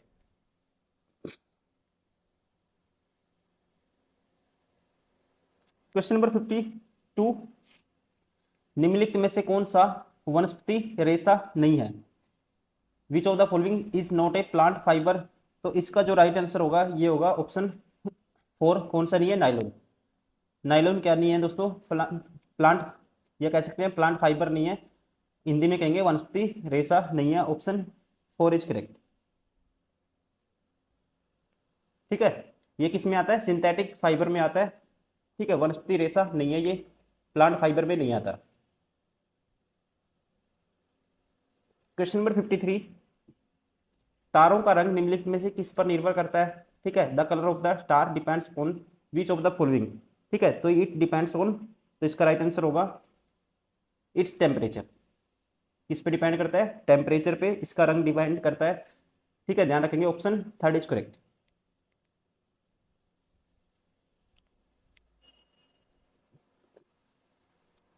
Question number 54, निम्नलिखित में से कौन सी गैस ग्लोबल वार्मिंग के लिए जिम्मेदार है? ठीक है, ग्लोबल वार्मिंग के लिए दोस्तों जिम्मेदार है इनमें से green house gas. Option third is correct. Question number 55, इसको सोल्व करना है हमें। ठीक है, इनको सोल्व करना है। देखो, अब सेम बनाने के लिए, कैंसिल आउट करने के लिए, इसको मैं अगर क्या करता हूं, ऊपर नीचे 100 से मल्टीप्लाई कर देता हूं। ठीक है, इस इक्वेशन को डायरेक्ट 100 से मल्टीप्लाई कर देता हूं ऊपर नीचे। ये 100 मल्टीप्लाई होगा ना दोस्तों, अंदर जाके रूट में लिखोगे जब इसको, तो 10 बन जाएगा। 10 से मल्टीप्लाई करोगे बन जाएगा 0.05। सभी से होगा क्योंकि प्लस में है, सभी टर्म से होगा, ब्रैकेट से बाहर मैंने मल्टीप्लाई किया है, तो ये होगा 0.41 बन जाएगा, ये बन जाएगा 0.073 बन जाएगा। ठीक है, तो ये 100 तो अंदर चला गया, एब्जॉर्ब हो गया इसके अंदर, तो ऊपर बचा जो 100, ये कैंसिल आउट होकर 1 बनाएगा, तो आंसर क्या आएगा हमारा? 100 आएगा। Option four is correct. क्या आएगा? 100 आएगा। Option four is correct. Question number 56, 40% व्यक्ति समाचार पत्र एक्स पढ़ते हैं, 50% वाई पढ़ते हैं, 10% व्यक्ति दोनों समाचार पढ़ते हैं, तो कितने प्रतिशत व्यक्ति दोनों में से कोई भी समाचार नहीं पढ़ता? देखो, इसको करेंगे वेन डायग्राम से।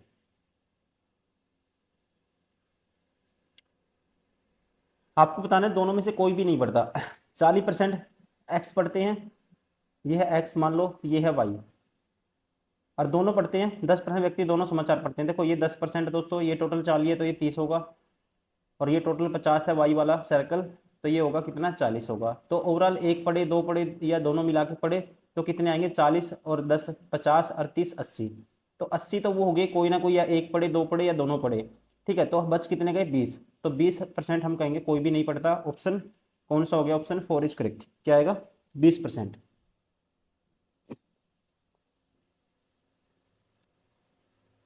Question number 57, the average of 5 result is 46 and that of the first 4 is 45, the fifth result is. कहता है 5 परिणामों का औसत 46 है, पहले 4 का 45 है, तो 5वां परिणाम ज्ञात करो। देखो पहले 4 का दोस्तों औसत कितना है? 45 है, ये कोई 5वां होगा। ठीक है, एक और लिख दिया मैंने इस पे, और टोटल 5 का कितना है?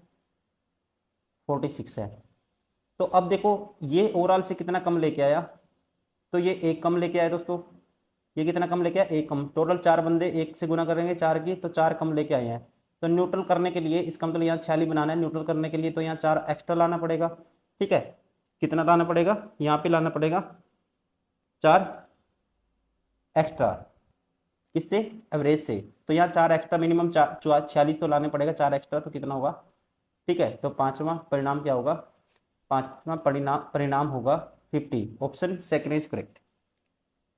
ये भी तरीका है, या फिर आप इसको x मानो, ऐसे मल्टीप्लाई करके करो, वैसे भी कर सकते हो। क्वेश्चन नंबर 58, ये बताना है किसके बराबर आएगा।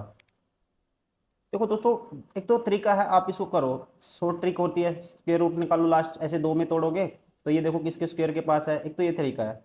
या फिर आप डायरेक्ट ही कर सकते हो, देखो किसी भी लास्ट नंबर है कोई अंदर, लास्ट में अगर डिजिट क्या है दोस्तों, लास्ट में 6 अंदर है, तो रूट होने के बाद दोस्तों ये तो 6 देगा, या देगा 4 देगा। अब ये रूट में लास्ट में 4 है, ठीक है, तो रूट होने के बाद ये तो 2 देगा ये, या फिर 4 है लास्ट में तो ये 8 देगा, क्योंकि 64 का रूट करते हो तो 8 आता है। अब दोस्तों जब आप इनको जोड़ोगे, देखो 6 के साथ में जोड़ूंगा तो 8 नहीं है किसी के लास्ट में, ऑप्शन में किसी में भी नहीं है। 6 के साथ 8 और 6 14, लास्ट डिजिट 4 नहीं है। अब इसको छोड़ो, ये कैंसिल आउट हो गया। अब 4 से जोड़ के देखो, 4 2 6, लास्ट डिजिट 6 है, और 4 और 8 14, सॉरी 12, लास्ट डिजिट 2 भी है। तो मैं क्या करूंगा, इसका रूट निकालूंगा। इसका थोड़ा टिपिकल है, इसको छोड़ो, इसका तो मुझे पता लग गया 4 आएगा, लास्ट डिजिट आएगा। अभी मैं यहाँ से कंफर्म कर दूंगा, 77 44 है, तो इसको 44 तोड़ेंगे, फिर 77। 77 दोस्तों किसके स्क्वायर से बड़ा है ये, तो आप कहोगे 8 के स्क्वायर से बड़ा है, 9 के स्क्वायर से छोटा है, तो 8 का स्क्वायर लिखते हैं। ठीक है, अब देखो ये 77 है जो यहाँ पे, जो लास्ट डिजिट रूट होने के बाद ये तो 2 आएगा या 8 आएगा। अब 77 है जो 9 के स्क्वायर 81 के पास है, या फिर 8 के स्क्वायर 64 के पास है, तो आप कहोगे 9 के स्क्वायर बड़े नंबर के पास है, तो बड़ा नंबर लिख देते हैं, ये आएगा 8। ठीक है, पॉइंट लग जाए 8.8। तो इसका मतलब ये कंफर्म हो गया दोस्तों, ये तो 8.8 आएगा। ठीक है, तो इसको भी निकाल लेते हैं। देखो दोनों ऑप्शन मिसमैच है, इसलिए दिक्कत होगी, वरना जल्दी हम कर देते हैं। ये तो नहीं हो सकता है, ये नहीं हो सकता। अगर इसका भी रूट निकालना, मैं आपको बताता हूँ कैसे निकालना है। देखो लास्ट डिजिट 2 में तोड़ो दोस्तों, 29 के 80, 29 के 80 आपको पता है 50 का शेयर 25 होता है, 25 से ज़्यादा है तो ठीक है, 25 से ज़्यादा है कुछ समथिंग, तो 29 के 80 के आसपास देखो कोई नंबर। अगर मैं करता हूँ, देखो अगर आप करोगे 52 53 54 का स्क्वायर करोगे, ठीक है, तो शॉर्ट ट्रिक होती है, 4 एक्स्ट्रा है तो 4 का स्क्वायर कर देते हैं 16। ठीक है, जितना एक्स्ट्रा है 4 से उतना ही ऐड कर देते हैं, किसमें 25 में, 50 के हाफ में 29, तो 29 16 किसके पास है, ये 54 का स्क्वायर है दोस्तों। तो सबसे छोटा नंबर 54 का स्क्वायर या 55 के स्क्वायर के बीच में है, तो छोटा नंबर 54 लिख लेते हैं।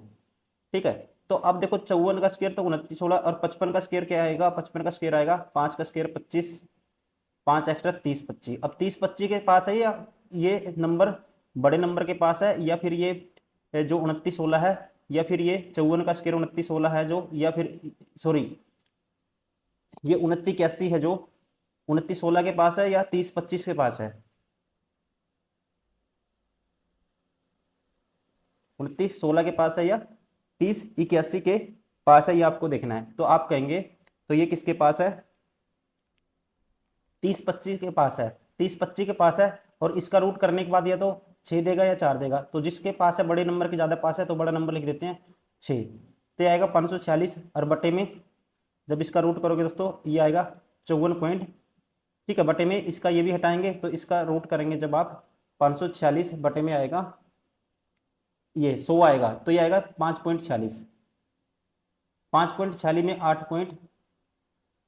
8 ऐड करोगे आप, ये आएगा 6, 8 और 4 12, एक कैरी, 8 और 5 13 और 1 14, 14.26 आएगा। Option 4 is correct. देखो अगर चारा कोई नहीं था इसमें सोल्व करने का, यही चाह रहा था कि हमें निकाल के देखना पड़ा, लेकिन निकालना भी इतना मुश्किल नहीं है, मैंने आपके सामने निकाला है, मुझे समझाना था इसलिए टाइम लगा।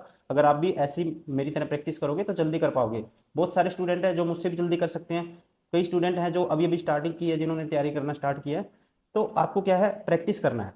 ठीक है, तो प्रैक्टिस में मैं देखता तो जल्दी से इसको इतना सारा लिखने की जरूरत नहीं होती। जब खुद से काम करते हैं, आपका माइंड खुद से सोच रहा होता है, तो आप जल्दी कर पाते हो। ठीक है, ऐसे ही जो टॉपर होते हैं ऐसे सोल्व करते हैं, वो माइंड में चल रहा होता है ऐसे, ये होगा वो होगा, ठीक है, फटाफट ये नहीं हो सकता ये नहीं हो सकता करके लगा के टिक आगे निकल जाएंगे। आपको भी ऐसे ही स्पीड मेंटेन करनी है।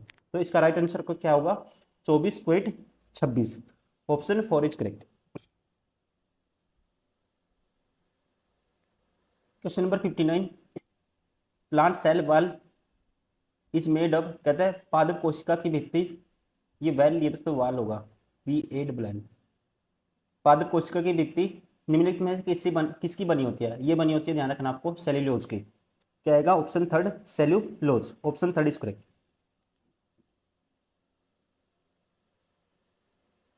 क्वेश्चन नंबर 60, इसको सोल्व करना है हमें। बहुत ही आसान क्वेश्चन है दोस्तों, ठीक है। बहुत सारे स्टूडेंट इसको ऐसे सोल्व करने लग जाएंगे, ऐसा नहीं करना आपको। लास्ट डिजिट चेक करो, 2 की 1 से गुना करेंगे 2, और 2 में से 2 माइनस करेंगे तो 0 आएगा लास्ट में। एक ही ऑप्शन है जिसमें लास्ट में 0 है, ऑप्शन थर्ड इज करेक्ट।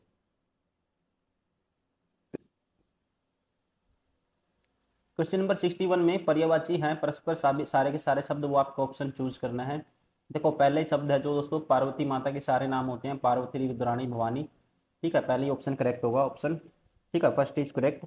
सारे के सारे क्या हैं, ये तीनों वर्ड आपस में अपने अपने अपने एक दूसरे के पर्यायवाची हैं, ठीक है। तो राइट आंसर होगा ऑप्शन 1।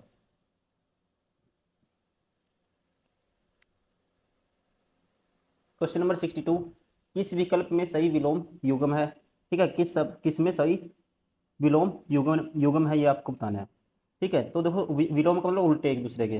तो देखो नूतन पुरातन, ये दोस्तों ध्यान रखेंगे आप, पहले पहले ही ऑप्शन में है, एक दूसरे के क्या है, नूतन और पुरातन एक दूसरे के विलोम है ये, ठीक है। ध्यान रखेंगे, ऑप्शन फर्स्ट होगा right, option first is correct, नूतन पुरातन। क्वेश्चन नंबर 63, ख्याली पुलाव पकाना, ख्याली पुलाव पकाना मुहावरे का अर्थ है। तो इसका मतलब होता है भूला हुआ दुख पुनः याद आना। क्या ना दोस्तों, भूला हुआ दुख पुनः याद, सॉरी, ये है ख्याली पुलाव पकाना। तो इसका जो राइट आंसर होगा, मतलब जो बड़ी बड़ी बातें मन ही मन में सोचना, ख्यालों में बड़ी बड़ी वो सपने देखना, इस टाइप से इसका जो मीनिंग निकलेगा, ये निकलेगा असंभव बातों की कल्पना करना, ठीक है। मैं गलती से बोल गया था थर्ड ऑप्शन।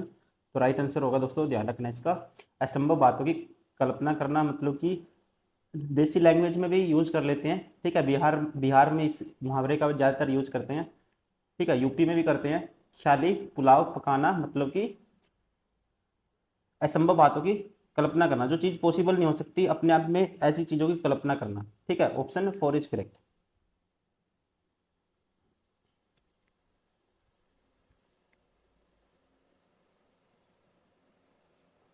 क्वेश्चन नंबर 64, महर्षि शब्द का सही संधि विच्छेद बताइए। देखो महर्षि बहुत कॉमन वर्ड है, यूज होता है संधि विच्छेद में, तो इसे करते हैं महा प्लस ऋषि, ठीक है। तो गुण संधि है यहाँ पे, ध्यान रखेंगे, महा प्लस ऋषि मतलब कि ऑप्शन सेकेंड।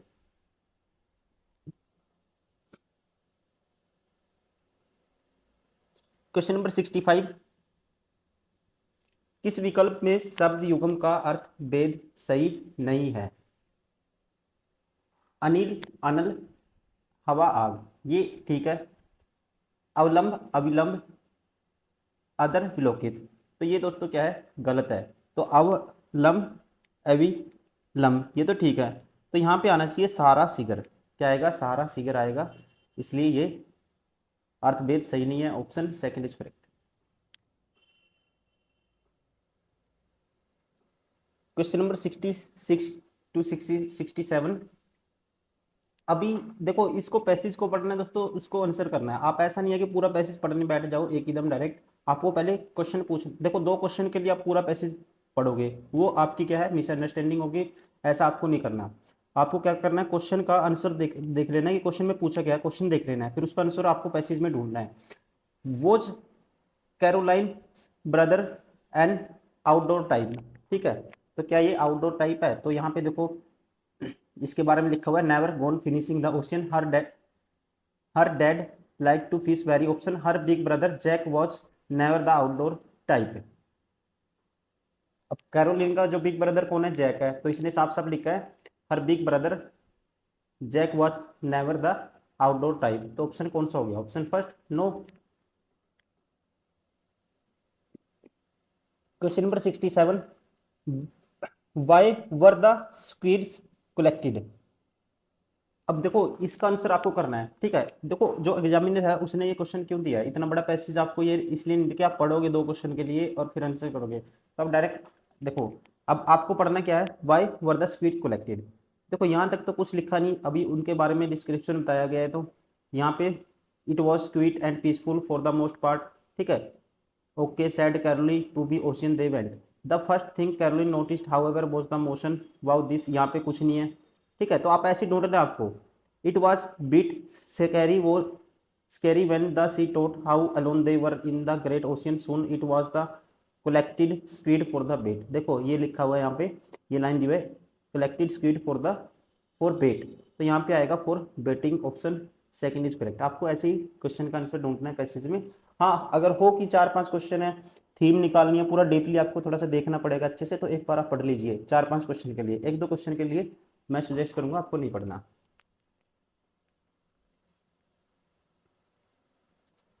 क्वेश्चन नंबर 68,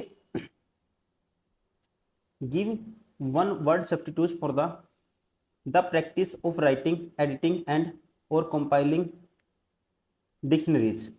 तो इसके लिए एक वर्ड है दोस्तों, इसे बोलते हैं, इसका राइट आंसर होगा ऑप्शन फर्स्ट लेक्सिकोग्राफी। क्या बोलते हैं? लेक्सिकोग्राफी। किसे?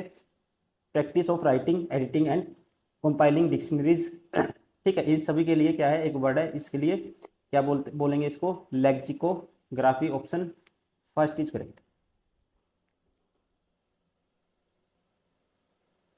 क्वेश्चन नंबर 69, एक महिला की ओर इशारा करते हुए नीलेश ने कहा, वह मेरी पत्नी के दादा, ठीक है। देखो नीलेश ने कहा, तो ये है नीलेश, मान लो एन, वह जो महिला क्या है, वह मेरी पत्नी, इसकी पत्नी, मान लो इसकी पत्नी है कोई दोस्तों, ये महिला है, ये उसका पति है, वह मेरी पत्नी के दादा, इसकी पत्नी के दादा कौन होंगे? इसकी पत्नी का फादर होगा ये, और इसका भी एक फादर होगा। वह मेरी पत्नी के दादा की इकलौती संतान, इकलौती संतान की इकलौती बेटी है। इकलौती संतान दोस्तों इसके दादा की, इसके पापों के, और उसकी इकलौती बेटी है ये। मेरी पत्नी के दादा की इकलौती संतान की इकलौती बेटी, तो महिला नीलेश से किस प्रकार संबंधित है? तो आसान क्वेश्चन हो गया, तो वो क्या होगी? इसकी पत्नी होगी, ऑप्शन फर्स्ट इज करेक्ट। क्या होगी? वाइफ।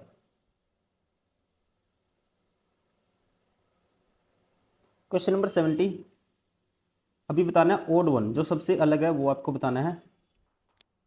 देखो 2 का क्यूब है, 3 का क्यूब, 4 का क्यूब, 5 का क्यूब, 6 का क्यूब, 7 का क्यूब है, लेकिन दोस्तों 100 है जो, ये किसी का क्यूब नहीं है, ये स्क्वायर है 10 का, तो इसलिए ये सबसे अलग हो गया, ठीक है। Option first is correct.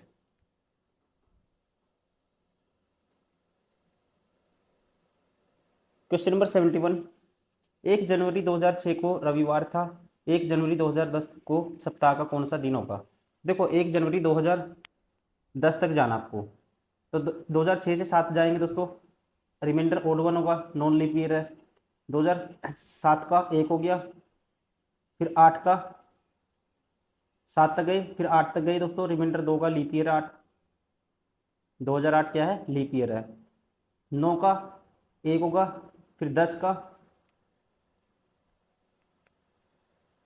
1 होगा, तो 3 2 5, 5 दिन आगे चले जाओ रविवार से, तो 2 दिन पहले चले जाओ, तो क्या होगा? शनिवार, शनिवार से पहले क्या होगा? शुक्रवार। क्या होगा? शुक्रवार होगा, Friday, option first is correct. Question number 72, give the synonym of the word partial. Partial का मतलब कोई चीज कंप्लीट ना हो, ठीक है, किसमें हो? पार्ट में हो, तो इसका आपको बताना है सिनोनियम, तो दोस्तों कौन सा होगा? Incomplete, option third is correct. Question number 73, choose the correct antonym of disappoint. Disappoint का आपको बताना है एंटोनियम, मतलब कि उल्टा। डिसअपॉइंटमेंट का मतलब दोस्तों ये है, disappoint means to make somebody sad, dishearten, dissatisfy, किसी को क्या करना? हार्ट करना, ठीक है, या कह सकते हैं परेशान करना। तो इसका जो एंटोनियम उल्टा है, तो क्या लगेगा? सेटिस्फाई करना किसी को, ठीक है, मतलब कि सेटिस्फाई इसका क्या होगा? इसका उल्टा एंटोनियम होगा, ठीक है। डिसअपॉइंट का मतलब क्या है? किसी को दोस्तों परेशान करना। क्वेश्चन नंबर 74, सभी किताबें पेपर हैं, ठीक है, आपको बताना है कौन सा कंक्लूजन, निष्कर्ष दिए, सिलोक्स का क्वेश्चन है ये, ठीक है, कौन सा निष्कर्ष फॉलो करेगा ये आपको बताना है। देखो सभी किताबें पेपर हैं, ऑल किताब किस में आती हैं, पेपर में आती हैं। कुछ पेपर जर्नल हैं, कुछ जर्नल कैलेंडर है, कुछ जर्नल क्या है, कैलेंडर है। अब इसके बेस पे बताना कौन सा फॉलो करेगा। कुछ जर्नल किताबें दोस्तों, कुछ जर्नल किताबें, तो जर्नल किताब का कोई रिलेशन हमें नहीं पता, बार हो गया। कुछ कैलेंडर पेपर है, कुछ कैलेंडर पेपर का कोई रिलेशन नहीं पता, बार हो गया। कुछ किताबें जर्नल है दोस्तों, किताब जर्नल का कोई रिलेशन नहीं पता, बार हो गया। कुछ किताबें कैलेंडर है, किताब कैलेंडर कोई रिलेशन नहीं पता, ये भी बार हो गया। तो ऑप्शन सेकंड इनमें से कोई सा भी फॉलो नहीं करेगा। None of the conclusion follow, option second is correct, इनमें से कोई नहीं। क्वेश्चन नंबर 75,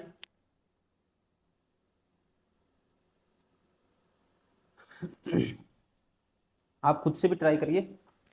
देखो नॉर्मल को ये लिख दिया इसने, नॉर्मल को क्या लिख दिया, ये लिख दिया। तो इसने क्या किया, देखो नॉर्मल तीसरे नंबर पे एन भेज दिया और एक ऐड करके ये पी कर दिया, और एक ऐड करके आर को इस साइड ले आया पहले नंबर पे, सॉरी आर को सेम टू सेम ऐसे रखा, बीच वाले में एक ऐड कर दिया, जैसे एन ओ आर था, एन यहाँ लिख दिया, आर यहाँ लिख दिया, और पी में ओ में एक ऐड कर दिया पी। ये कंडीशन अप्लाई करनी है। अब इसमें करोगे, ठीक है, तो ये जी आएगा, यहाँ बीच में बी आएगा, और ये टी आएगा, जी बी टी, ठीक है, सॉरी टी बी जी, टी बी जी, इसमें भी है इसमें भी है, ठीक है, पहले दूसरे में तो है, ये बार हो गया।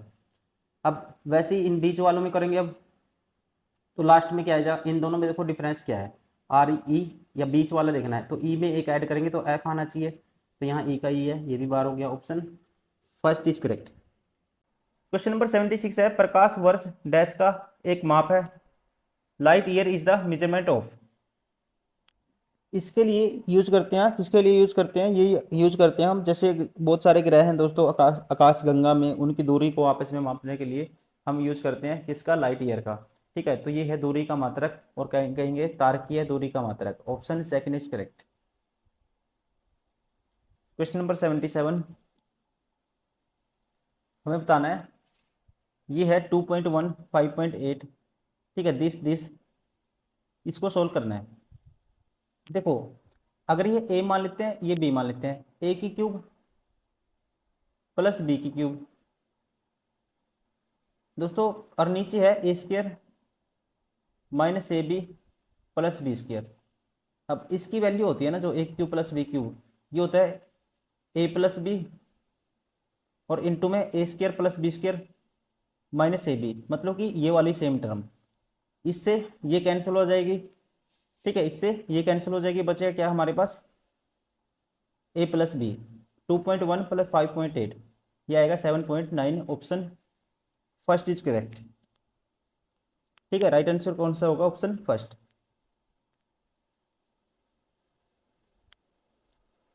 क्वेश्चन नंबर 78, एक परीक्षा में 70% अभ्यर्थी भौतिक में उत्तीर्ण हुए, 70% candidate passed in physics, 80% candidate passed in reasoning, 55% candidate passed in both this subject. देखो इसको करेंगे, ऐसे क्वेश्चन करते हैं वेन डायग्राम से, ये है फिजिक्स, ये है मान लो रीजनिंग। अब 55% दोनों में पास हुए, ये दोस्तों 55 है, और 70% पास किस में हुए थे, फिजिक्स में, तो ये टोटल सर्कल 70 का है, तो यहाँ कितना रखना पड़ेगा, 15, और ये 80 का है, यहाँ रखना पड़ेगा 25। What percent of the candidate failed in both the subject.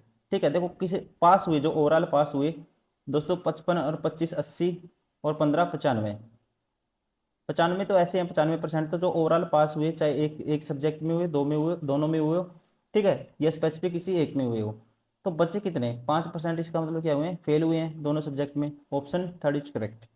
Right answer कौन सा होगा, ऑप्शन थर्ड।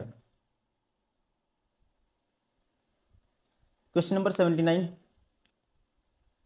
निम्नलिखित में से कौन सबसे बुद्धिमान स्तनधारी है, बुद्धिमान कौन सा माना जाता है इनमें, चूहा हाथी व्हेल, दोस्तों डॉल्फिन सबसे बुद्धिमान माना जाता है, ऑप्शन फोर इज करेक्ट। ठीक है, डॉल्फिन पृथ्वी पर सबसे बुद्धिमान स्तनधारी है, ध्यान रखेंगे आप, ऑप्शन फोर।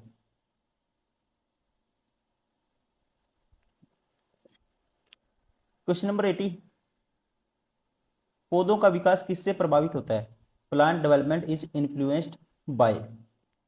तो ये होता है, ध्यान रखेंगे, इसका राइट आंसर होगा ऑप्शन 1, प्रकाश की गुणवत्ता, मात्रा और अवधि। क्या आएगा? प्रकाश की गुणवत्ता, मात्रा और अवधि, quality, quantity and duration of light.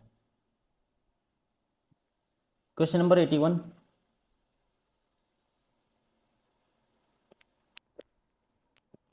आपको बताना है लार्जेस्ट, सबसे बड़ा कौन सा इनमें से। देखो, बड़ा छोटा देखने के लिए दोस्तों क्रॉस मल्टीप्लाई करोगे ऐसे, जो ऊपर की तरफ बड़ा आएगा वो बड़ा होगा, जो छोटा आएगा वो छोटा होगा। देखो 7 चौका 28 आया, 9 पंजे 45, मतलब कि ये तो 12 हो गया। 13 पंजे 65, 11 सत्ते 77, अब ये भी 12 हो गया। 17 गुना 11 7 होगा, 8 1 187, 169, तो ये भी 12 हो गया। बचा कौन सा? 11/13, इसका मतलब सब में बड़ा है, option second is correct. Question number 82, 9 minus 4√5। देखो, अब इसको कैसे करेंगे दोस्तों? अब इसका परफेक्ट स्क्वायर बनाएंगे। अगर मैं ये इसको तोड़ देते हैं, देखो 2ab, इसको लिखेंगे 2√5, इसका मतलब 2 का स्क्वायर 4, √5 का स्क्वायर 5, ऐसे लिख सकते हैं 9 को, माइनस 4√5। तो ये क्या है दोस्तों? 2 का स्क्वायर है, ये है √5 का स्क्वायर, माइनस 2ab, ए की वैल्यू 2 है, बी की वैल्यू √5 है, ऐसे लिख सकते हैं। अब ये सारे का सारा क्या हो जाएगा?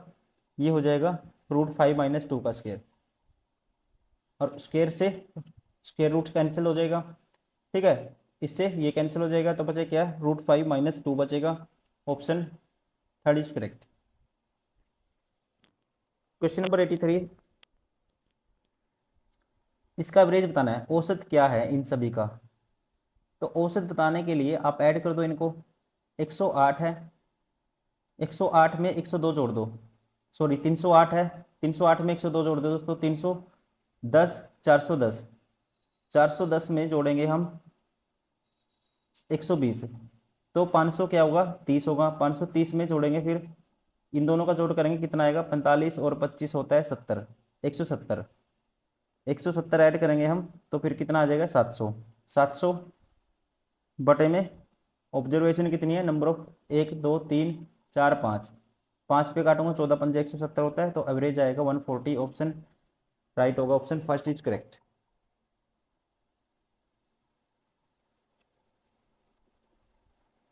क्वेश्चन नंबर 84, स्थावर का विलोम शब्द है। स्थावर का विलोम शब्द आपको बताना है, स्थावर का जो ध्यान रखेंगे विलोम शब्द होगा, ऑप्शन फर्स्ट जंगल, जंगम। क्या होता है दोस्तों? स्थावर का विलोम शब्द होता है जंगम। क्वेश्चन नंबर 85, बिल्ली को पहले ही दिन मारना चाहिए, बिल्ली को पहले ही दिन मारना चाहिए का अर्थ है, ठीक है, बिल्ली को पहले ही दिन मारना चाहिए का अर्थ क्या होगा दोस्तों? मतलब कि हम कह सकते हैं बै का समन शुरू में ही कर देना, ऑप्शन थर्ड इज करेक्ट। ठीक है, कहावत होती है ये, बिल्ली को पहले दिन ही मार देना चाहिए, मतलब कि आगे आने वाले खतरे को खत्म कर देना चाहिए। बै का समन शुरू में ही क्या कर देना चाहिए? खत्म कर देना चाहिए, कर देना चाहिए इसका समन शुरू में ही क्या, ठीक है, क्या कर देना चाहिए? ब्याह का समन शुरू में ही कर देना चाहिए, कह सकते हैं। इसका मतलब होता है बिल्ली को पहले दिन मारना चाहिए। क्वेश्चन नंबर 86, स्वल्प का संधि विच्छेद क्या होगा? स्वल्प का संधि विच्छेद होगा दोस्तों, इसे लिखते हैं हम, यहाँ यण संधि है, और इसको लिखेंगे सु प्लस अल्प, क्या बनेगा? स्वल्प।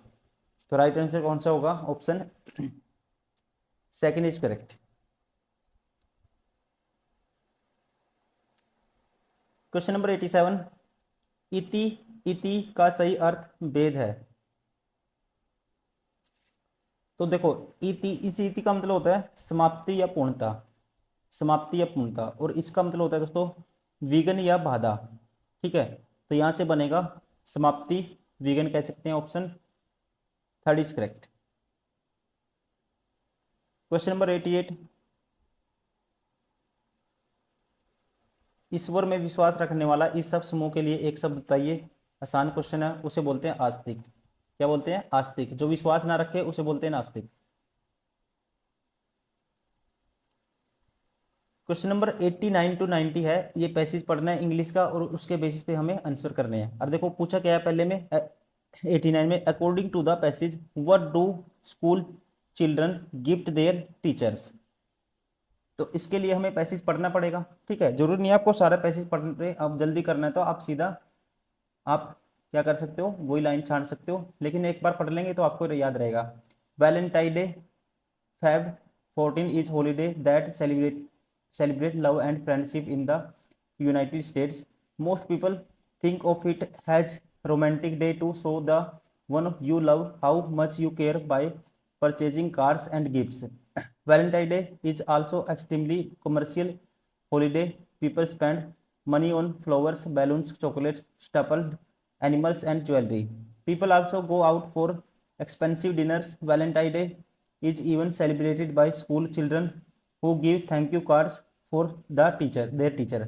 दोस्तों आंसर आ गया हमारा। ठीक है, ये पूछा जिसने what do school children gift their teachers, क्या देते हैं? Option 4 thank you cards. Question number 90, according to the passage is Valentine day officially a holiday. ठीक है, तो इसके लिए हॉलीडे होती है नहीं होती है ये आपको बताना है। अब इसके लिए यहाँ पढ़ना पड़ेगा आगे। देखो यहाँ पे लव शेयर यहाँ पे लिखा हुआ है दोस्तों, Valentine day is not an official holiday. ठीक है, तो हम कह सकते हैं नॉट एन ऑफिशियल हॉलीडे, तो राइट आंसर कौन सा होगा? No, option 4 is correct. Question number 91, choose the correct synonym of tame. अब टेम का आपको याद होना चाहिए डायरेक्ट। ठीक है, इसका मतलब होता है कोई भी चीज दोस्तों जिसकी कोई वैल्यू नहीं है, बोरिंग, डुल, और जो मतलब ऐसा था ना, कहीं दो तीन मीनिंग निकलते हैं इसके। जो लगातार बोलता हो, बक उबाऊ इंसान हो, मतलब उबा देता है जो दूसरों को, पालतू। ठीक है, ये सारे इसके मीनिंग निकलते हैं, मतलब कि बोर कर दे, ऐसे फालतू में कुछ कुछ बोलता रहता है, उसे भी बोलते हैं, उसके लिए भी यूज करते हैं टेम। तो इसका जो सिनोनिम होगा ये होगा डोसाइल। मतलब कि डोसाइल का मतलब ऐसे ही होता है। ठीक है, क्या? उबाऊ, पालतू, मतलब कह सकते हैं जिसकी कोई वैल्यू ना करे। कोई इंसान बार बार बोल रहा है लेकिन कोई वैल्यू नहीं समझ रहा उसकी। ठीक है, मतलब कि ऐसा, इसका मतलब होता है उबाऊ। तो इसका राइट आंसर होगा, ये कह सकते हैं बोरिंग भी कहते हैं, इसके बहुत सारे होंगे, बोरिंग, डुल, ठीक है, डल, सारे इसके होते हैं टेम के। टेम का और इसका डोसाइल का सेम ही मीनिंग होता है। ऑप्शन 3 इसका है सिनोनियम। Question number 92, choose the correct antonym of rapid. Rapid का तो पता ही होगा आपको। रैपिड मतलब कि कोई चीज स्पीड में, कोई भी एक्शन हो जो स्पीड में होता है, दैट इज कॉल्ड रैपिड। यहाँ पे इसका एंटोनियम बताना है दोस्तों। एंटोनियम होगा टार्डी। टार्डी का मतलब होता है जो चीज क्या हो, बिल्कुल ही स्लो हो, slow to act, lazy, slack, sluggish, मतलब कि बिल्कुल धीमा हो कोई चीज। तो इसका ये होगा antonym. Question number 93, give one word substitute of the following. One who is indifferent to pleasure of pain. मतलब जिसको indifferent to pleasure of pain, ना सुख का पता हो दोस्तों, ना दुख का पता हो, हर सिचुएशन में एक ही जैसा रहता हो, उसके लिए एक वर्ड है स्टोइक। स्टोइक को याद कर सकते हो आप। ठीक है, जैसे महात्मा बुद्ध, ये कह सकते हैं बुद्ध होते हैं जो संत होते हैं। ठीक है, वो लोग कैसे रहते हैं? स्टोइक, स्टोन लाइक, इसको याद कर सकते हो, स्टोन लाइक, पत्थर जैसे बने रहते हैं। उनको किस चीज का सुख दुख का कोई फर्क नहीं पड़ता, वो अपने जो मोह माया से दूर रहते हैं। ठीक है, यह कह सकते हैं स्टोन आइस। इस टाइप से कुछ रिलेट कर सकते हो दोस्तों। इसका मतलब क्या होता है? वन वर्ड है ये, indifferent to pleasure of pain, जिसको ना सुख का पता हो नहीं दुख का पता हो। Option 3 is correct. Question number 94, एक तस्वीर की ओर इशारा करते हुए ए ने अपने दोस्त बी से कहा, वह मेरी माँ। ए ने बी से कहा दोस्तों, तो ए को पकड़ूंगा मैं। ए ने कहा वह मेरी माँ, ए की माँ, ये मान लो ए की माँ है, मेरी माँ के पिता, इसकी माँ का पिता ये हो गया, इसका नाना हो गया, पिता की इकलौती बेटी है, तो इकलौती बेटी ये होगी दोस्तों, इसकी माँ ही होगी वो। ए फोटोग्राफ वाले व्यक्ति से किस प्रकार संबंधित है दोस्तों? ए फोटोग्राफ वाले व्यक्ति से क्या है, उसका क्या है, ये बेटा लगेगा। Option first is correct. Question number 95,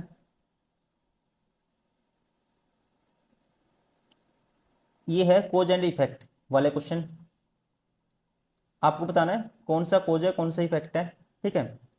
laptop निर्माण, या कह सकते हैं हिंदी में क्या बोलते हैं, कारण और प्रभाव। लैपटॉप निर्माण कंपनियों ने हाल ही में लैपटॉपों की कीमतों में वृद्धि की है। लैपटॉप, ये सॉरी, सरकार ने हाल ही में लैपटॉपों पर शुल्क बढ़ाया है। दोस्तों कारण क्या है? तो कारण तो हम कहेंगे दो है। सरकार ने क्या बढ़ा दिया, शुल्क बढ़ा दिया, उसकी वजह से क्या कर दिया, उनकी कीमतों में वृद्धि कर दी। ये क्या है, प्रभाव है, इम्पैक्ट है। तो ऐसा कौन सा ऑप्शन है, सेकंड क्या है, कारण है, और पहला क्या है, प्रभाव है। Option 4 is correct. Question number 96, Bharat Gaurav पर्यटक ट्रेन को जून 2022 में रामायण सर्किट के हिस्से के रूप में भारत और डैश के बीच हरी झंडी दिखाकर रवाना किया गया था। तो इसका राइट आंसर होगा दोस्तों, ये किया गया था भारत और नेपाल के बीच।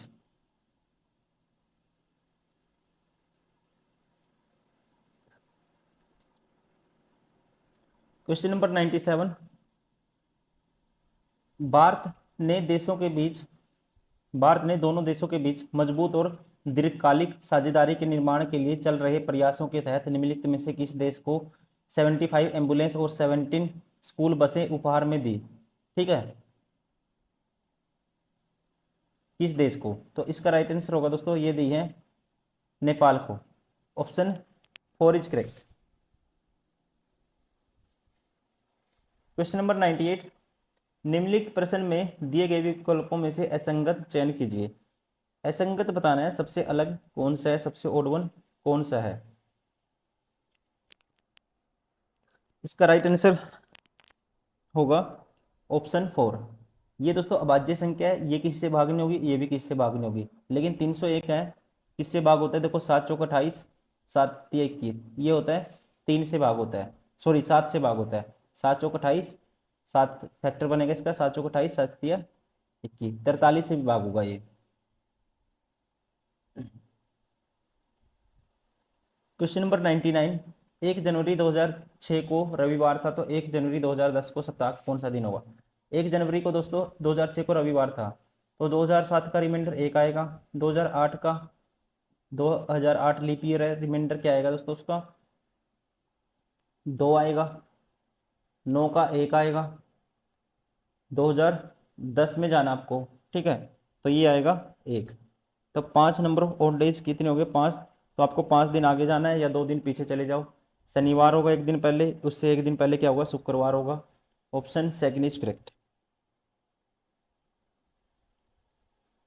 क्वेश्चन नंबर 100 लास्ट क्वेश्चन है दोस्तों इस पार्ट का, ये 57 नंबर सेट कंप्लीट हो जाएगा फिर हमारा। यदि किसी निश्चित भाषा में एक्टिव को ये लिखा गया है और उसी भाषा में आपको क्या लिखना है, इसको क्या लिखा जाएगा? देखो इसने क्या किया है मैं बता देता हूं। अब मुझे पता है पहला वर्ड ये लास्ट में चला गया, लास्ट वाला वर्ड